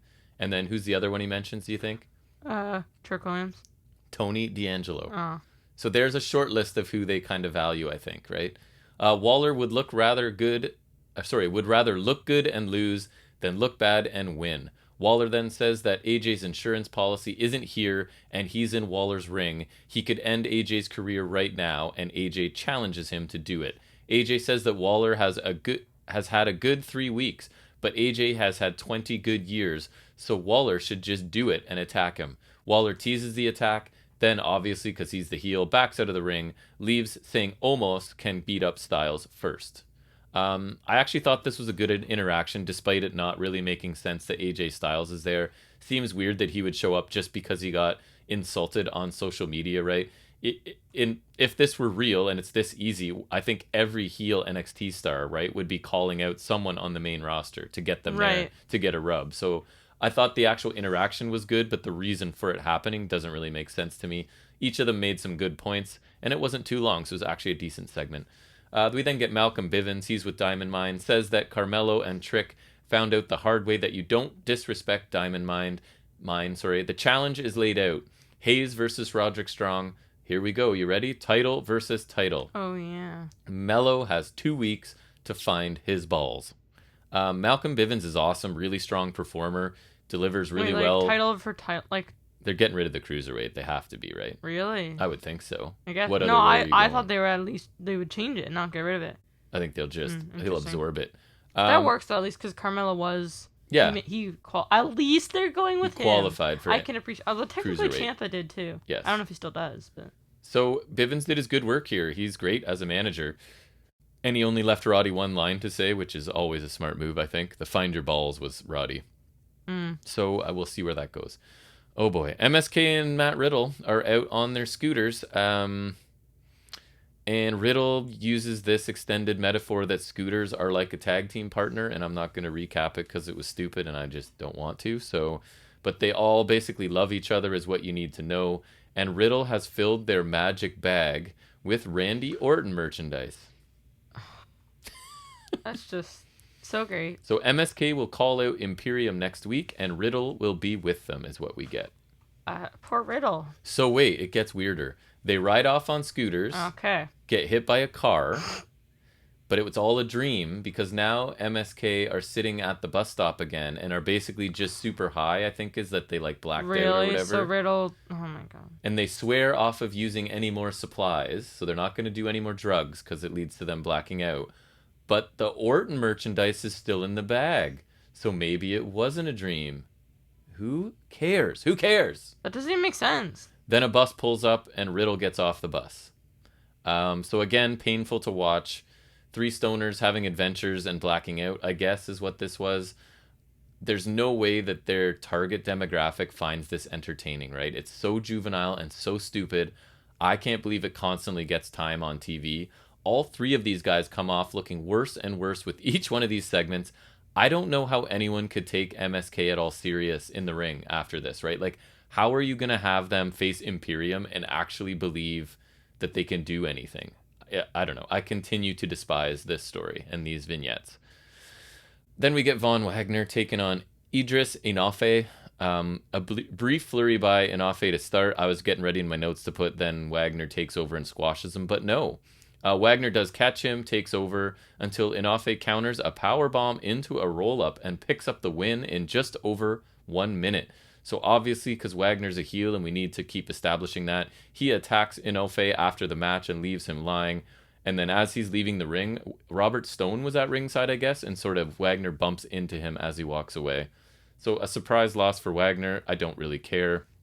It only took a couple minutes, and I don't know what's going on with Robert Stone. I assume he's going to get destroyed by Wagner at some point, maybe to turn him babyface, to turn Stone babyface, not Wagner. Yes. Or Wagner will turn him to stone. It's just hard to care. Ha ha ha. Alright. Mackenzie talks to Imperium about MSK. Bartel speaks in German, says that Imperium ripped out MSK's heart and shattered it, and now MSK are trying to pick up the pieces. Eichner speaks Italian, talks about sending MSK away after winning their first... I do like when they speak their languages. It's kind of cool. Me too. After their first tag team championships. Mackenzie asked if a focused MSK pose a threat, and Bartel says that MSK may have found a shaman, but Imperium has a general. Yeah. A Riddle Walter would be amazing. Yes, right? Okay, mark my words. If I get that, I will watch it. If that somehow gets on NXT, something or other, then I'm okay with not okay with the shaman vignettes, but a Riddle Walter match is very interesting. I will watch that. Okay, I'm saying it on record right now. So for me, Imperium are one of the few shining lights on this show. They come across like stars to me. I also love that they speak German and Italian as well as English in their promos. It's a shame that they're involved with the stupidity that is MSK, but hopefully they can dispatch of MSK, keep the championships, and move on, because I think Imperium's a really great act right now. A little surprising they're still in NXT, to be honest, but I'm glad because nowhere else in WWE cares about tag teams at all. So it sounds like we may get a Walter Riddle match, and that is, I don't care how we get there, I want to see that match. Elektra Lopez is backstage with Legado. She says this is the biggest match of her career, but she's not nervous. She's going to destroy Io Shirai. She walks away, and we see Zion Quinn lurking in the distance. And my note was, anyone else smell a screwy finish to this match? Yes. Yes, you do. It doesn't smell very good, actually. No, it doesn't. NXT people do charity stuff. That's a nice summary. Because they were doing this, look how great we are, and we volunteer and donate stuff to kids, I guess. So good for them. Elektra Lopez taking on Io Shirai. Lopez controls things with basic power moves and a chin lock to start. Io fights back with a sort of a flurry with a 619, a missile drop kick, and the running double knees in the corner. The momentum shifts again. Lopez knocks Io off the top. Zion Quinn walks to the ring, takes out Legado as they try to sort of intercept him.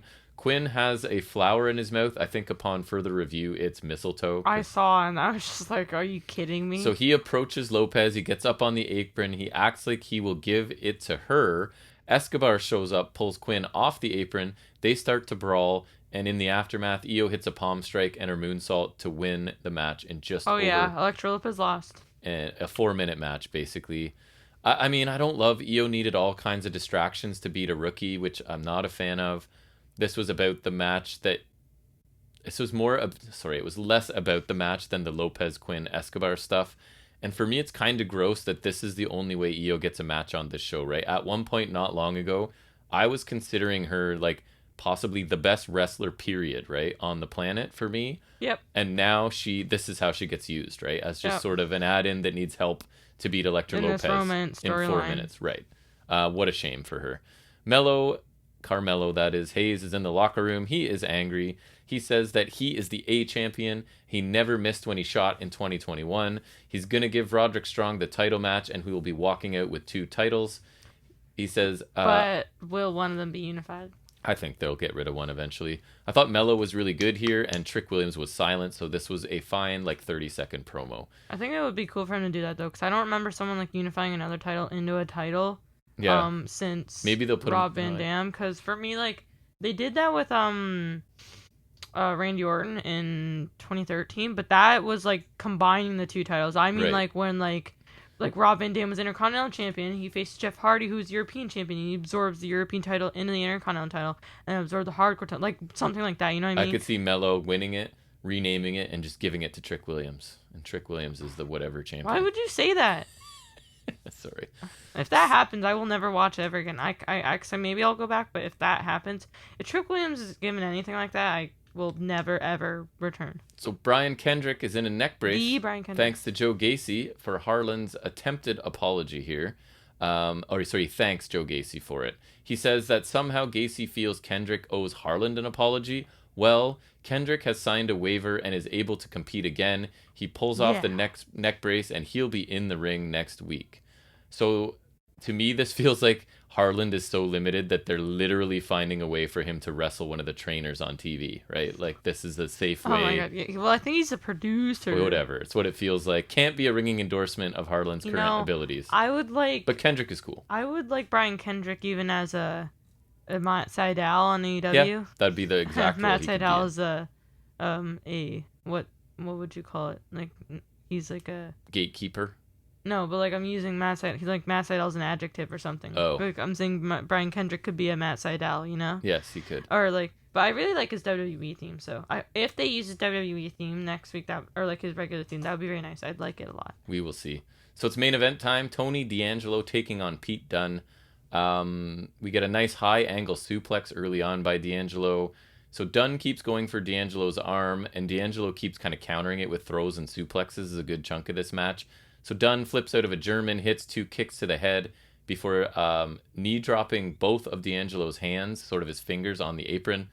Pete Dunne then works, as he does, the arm of Tony D'Angelo until D'Angelo fires up, no-sells some chops, and takes down Dunne with a double leg takedown. We get another suplex from D'Angelo, but Dunne holds onto his arm and applies a triangle choke that I thought was a pretty cool counter and transition. D'Angelo powers out of that, throws Dunne overhead to break the hold. We get another D'Angelo suplex that sends Dunne into the turnbuckles. Dunne picks up the pace then with a flurries of varied offense here. We get a kneeling strike exchange, then a surprise kind of sudden Falcon Arrow from D'Angelo. D'Angelo tries to use a crowbar, which kind of, I don't even know where he got it from. But he's an Italian mobster, okay? Yeah, just has it at all times. Exactly. Dunne counters it with an armbar, a fish hook to escape it by D'Angelo, and he goes... Is it a literal fish hook? No. Okay. He goes after the mouth guard again. Dunne blocks the neck breaker that usually leads to D'Angelo's finisher, right? It's that... Right, well, it was the neck breaker. Was it just a neck breaker? Wasn't it Northern Light suplex and then a neck breaker? Yeah, so he goes, sort of blocks the neck breaker finisher, snaps D'Angelo's fingers, and then just quickly hits the bitter end for the win in just over 12 minutes. He won. Here. Let's go. So D'Angelo goes to attack after the match, but Pete Dunne's one step ahead for a moment at least. The action then spills outside. D'Angelo ends up getting the upper hand, hits his twisting neckbreaker to Dunne on the floor. He then chokes Dunne with the crowbar before smashing Dunne's wrist with it to end this episode of NXT. So I actually enjoyed this match and thought it was a very solid NXT, especially 2.0 main event. Easily D'Angelo's best match in NXT. He started out being really annoying because he had time to mug the camera and do his character work, which is awful. But then as the match picked up, he just became a wrestler, right? He sort of dropped the obnoxious character work. Things got really interesting. He showcased a ton of good throws and suplexes.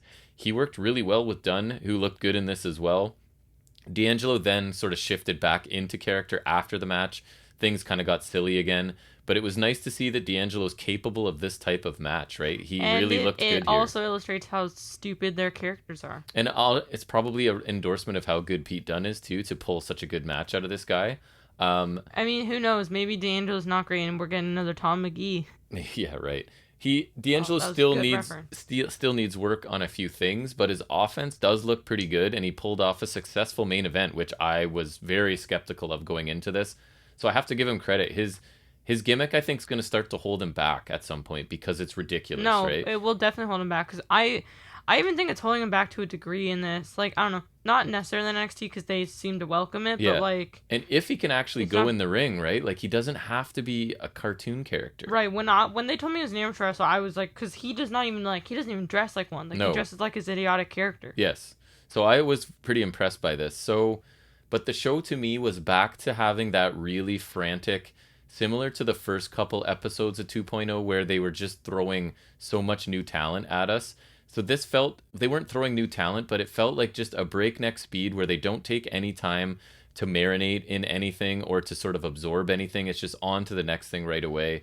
It feels like WWE think this is a pedal to the metal, like who cares if it makes sense style is supposed to appeal to the younger demographic. I'm not in that demographic. I guess I am technically. I'm at the top end of it. But for me, it feels rushed, unfocused, and just kind of ridiculous. I pretty much hated this show from top to bottom and struggled to get through it. I enjoyed the main event, the Gacy segment, the Imperium promo, and the Waller-AJ interaction was fine, despite I don't get how we got there. The rest of this show was pretty much a waste of time and painful to watch. So I'm not going to fail it, but I'm going to give it a D- this week. Worse than the previous 2 weeks, as those shows at least started with entertaining matches, right? Where this week's street fight between Gonzalez and Kai I thought was really disappointing for me. And then that was followed by kind of a generic Ciampa Breaker segment. So I liked the main event and really not a whole lot else about this. So it barely passed D-. All right. Nice. Ready to go back to our rewind match? Yeah. Talk about it. And you said you knew a whole bunch of background on it, so I've got backup just in case. Oh, I'm gonna. I went and found it, but you actually know it. It will be all from memory. Okay, go ahead. My child brain remembered things. So what is the match? So I was gonna pick a different match, but that match was not the match that I thought the match was going to be. So I picked a different match, which was gonna be my original pick. But anyways, it's the Shield versus the New Day from Survivor Series 2017. And just one thing to note was I thought it was I can't remember. It's kind of weird because this was obviously in a promotional match. Shield being from Raw, right? As denoted by their shirts. They're awful shirts. I think they're funny.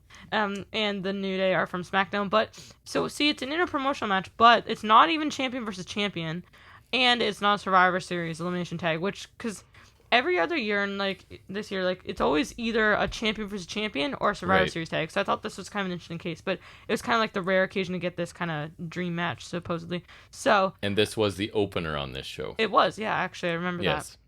Background, go ahead. I'll fact check you. So I've got it ready. I can start us at like probably in the summer where they started the Rollins and Ambrose kind of reuniting storylines. They started a feud with the Bar. They won the tag titles at SummerSlam. Defended him at No Mercy where Cesaro got his teeth knocked up his face. Oh, that was awful, yes. And so, yeah, right there, a team. And then, and so skip forward a little bit to like October. My notes started November 6th, but go ahead. Well, it was in October where, so there was the Miz TV segment where he's giving the Mizzies. It was like him, Curtis Axel, and the Bar. See, I'm good at this, right? Yeah. And this was like after they teased the Shield backstage the previous week, right? And then, so I remember the Miz, his last line was, all the rumors about the Shield reuniting are exactly what you are, nothing but hype. And then Roman's like, who said anything about rumors? And then they reunite, and then later it comes in back when they start the Survivor Series shenanigans, right? When the only time that WWE ever cares about it, right? And the New Day lead a SmackDown quote-unquote siege of Raw. Mm-hmm. And I remember it started during the Shield, or Ambrose and Rollins rather, defending the tag titles against the Bar. And I remember because I was super excited about them facing the Usos, but then the New Day ended up costing the Shield the match inadvertently. They appeared in the crowd to make Raw believe that SmackDown were invading them again. Right. Oh, right. So they had siege before, and then this was the second kind of fake siege, and so that led the Bar to win the tag titles. And then I think it was on the go home SmackDown. The Shield led a Raw invasion of SmackDown, and they triple powerbomb Shane McMahon, and then that led to this match. Right. So that's close to what I have. So I had... Hey, that was all from memory. So the whole fake invasion thing. Then General Manager Kurt Angle signaled for the Raw locker room to go after the New Day. During the distraction, Sheamus pinned Rollins to win the Raw Tag Team Championships for himself and Cesaro. Roman Reigns, I guess the detail was here, he'd been out with an illness, right? So he returned the following week, and the Shield challenged the New Day to a 6-man tag team match at Survivor Series, which was made official. The following night on SmackDown, the Shield invaded SmackDown during New Day's tag team match against Kevin Owens and Sami Zayn. It was. I remember from the clip. Owens and Zayn bailed while the Shield attacked the New Day, and that's how we got here. And the Bar were there, and Braun Strowman was there. I feel like Baron Corbin might have been there.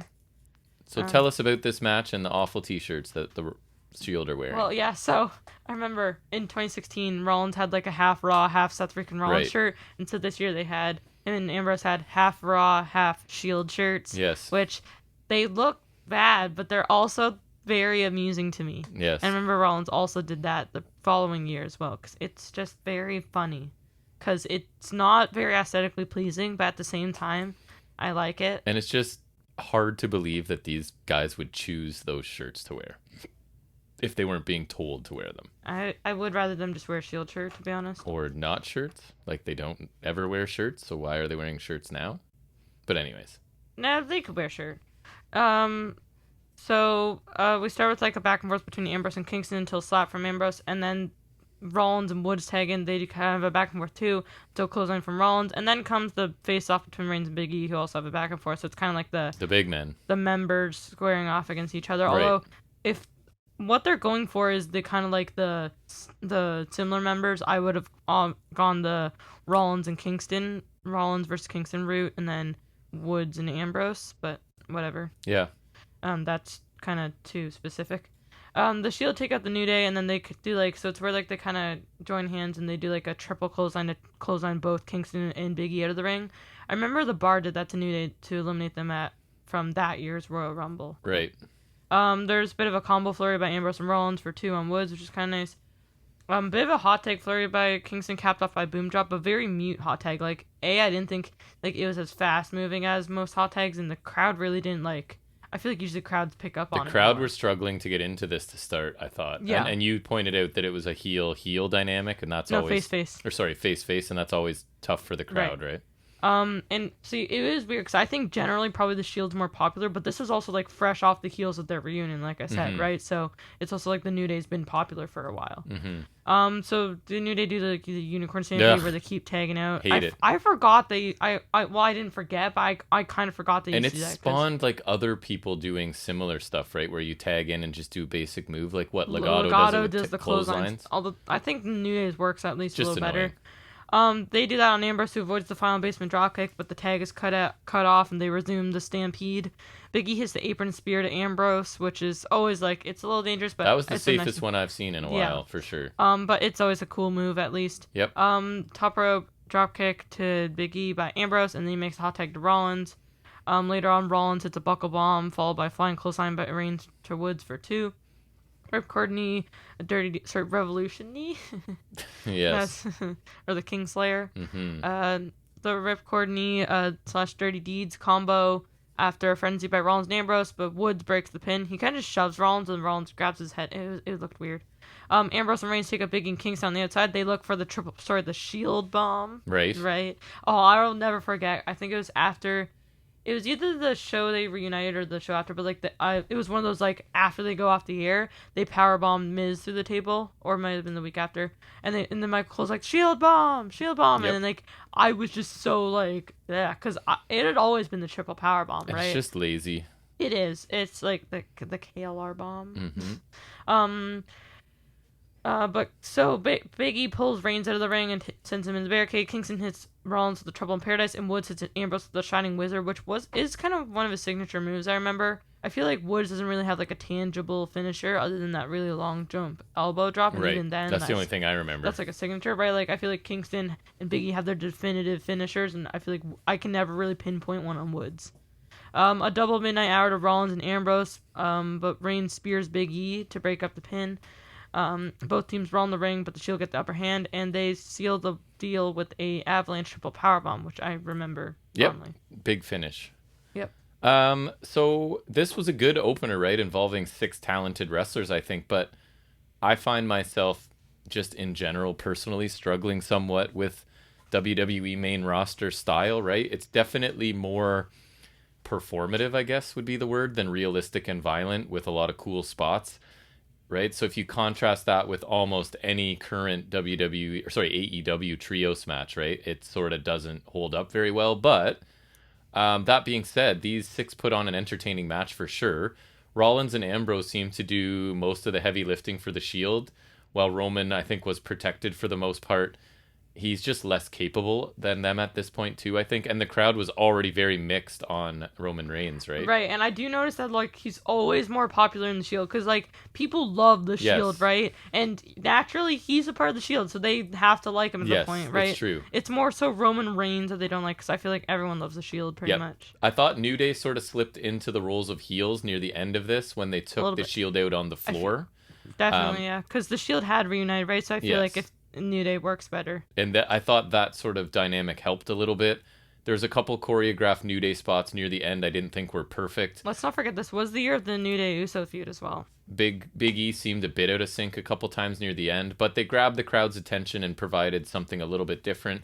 The finish looked cool, but I was just like, where are the rest of the New Day? Because they were just not there for so long, right? And didn't get involved in the pinfall or I guess anything. it was kind of that but brawl, I think it was, or something. overall, I thought it was a good main roster opening match. Not amazing. Everybody worked hard. I enjoyed the match, but it was tough to watch Dean Ambrose specifically, now knowing what he's capable of, right? And just how like he can I wrestle. used to not care, but like some of the way that he would do things, even just like his stomp, the Just corner like stomp, sterilized, sort of institutionalized I still Ambrose. will always love it, but like it is really weird to see now because Yes. like just knowing how what he is now, like what he's Yes. done in the past couple years. I enjoy the match for what it was overall, and I would give it a very solid B. Like, it was a good match. I don't think it was amazing, but it was good. I thought it was a pretty solid match. It was very very main roster style, but I think it was good for that style. And at the time, it was finally like it was one of those dream matches between like two of the best modern day Right. factions, not named Undisputed Era. Right.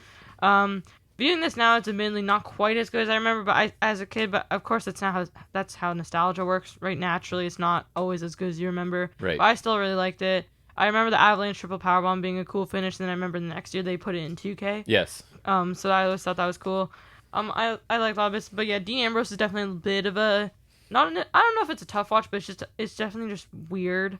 It suffers a bit, right? Because you now have a whole new company that's putting out a different product and a different style that you can now compare it to. When Right. you had it before, It's so there it's wasn't. so conflicting for me too because I love Dean Ambrose. Right. He's always my favorite. Just naturally, I don't know why he was my favorite. And now it's just we always have to qualify by that style. It was a good match, right? Right. If they put Right. this on Dynamite, I'd be like, it was okay.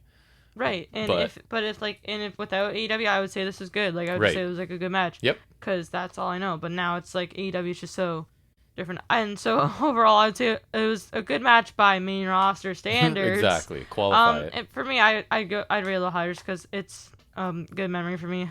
B plus probably. Nostalgia effect bumps it up. Yeah. Nice. And this was the good Shield reunion. I mean, it didn't last long Yeah. because of Dean Ambrose's injury, but this was like the legitimate Shield reunion for me. Before then, the next 2 years they did it. We need simply ratings 'cause- right now. Right, Let's they bring them did back. it because, and I think it's also the 2018 one was make Roman popular because that was right. It was literally the Raw after he won the Right. Universal title. Just make Roman popular, and I don't know, just yeah. So a solid match. You guys can check that out. The only other It thing is on YouTube, yeah. The only other thing for any other wrestling business was I told you, PWG from 2016. It's on YouTube as well. Jeff Cobb taking on Ricochet. About a 15-minute match. I pretty much loved it. It's what you would think, right? Ricochet flying all over the place. Jeff Cobb catching him repeatedly and just throwing him around the ring. Awesome contrast in styles, just an absolute powerhouse. An amateur wrestler against Ricochet. So excellent match, 15 minutes, direct contrast to the safe performative WWE match we just reviewed. And I'm telling you, I found a playlist of like 25, whatever, supposed to be the top 25 PWG matches. So I may kind of work through that in my spare time sort of thing. So it was a very fun match to watch for sure.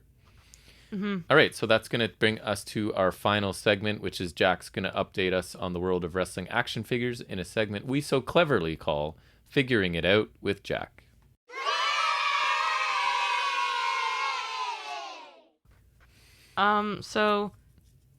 Not much here, but I'll probably talk about all my Christmas stuff next week because obviously we're recording this in the morning, so and we usually spread out our stuff during the day, right? So Because you're a spoiled boy with lots of gifts, so yes. You'll open more later. So I'll try to remember to talk about all those next week if we can. And we may throw it up on YouTube too. We'll see. We may even do that, yeah. But so just some reveals they did some like kind of Christmas time reveals.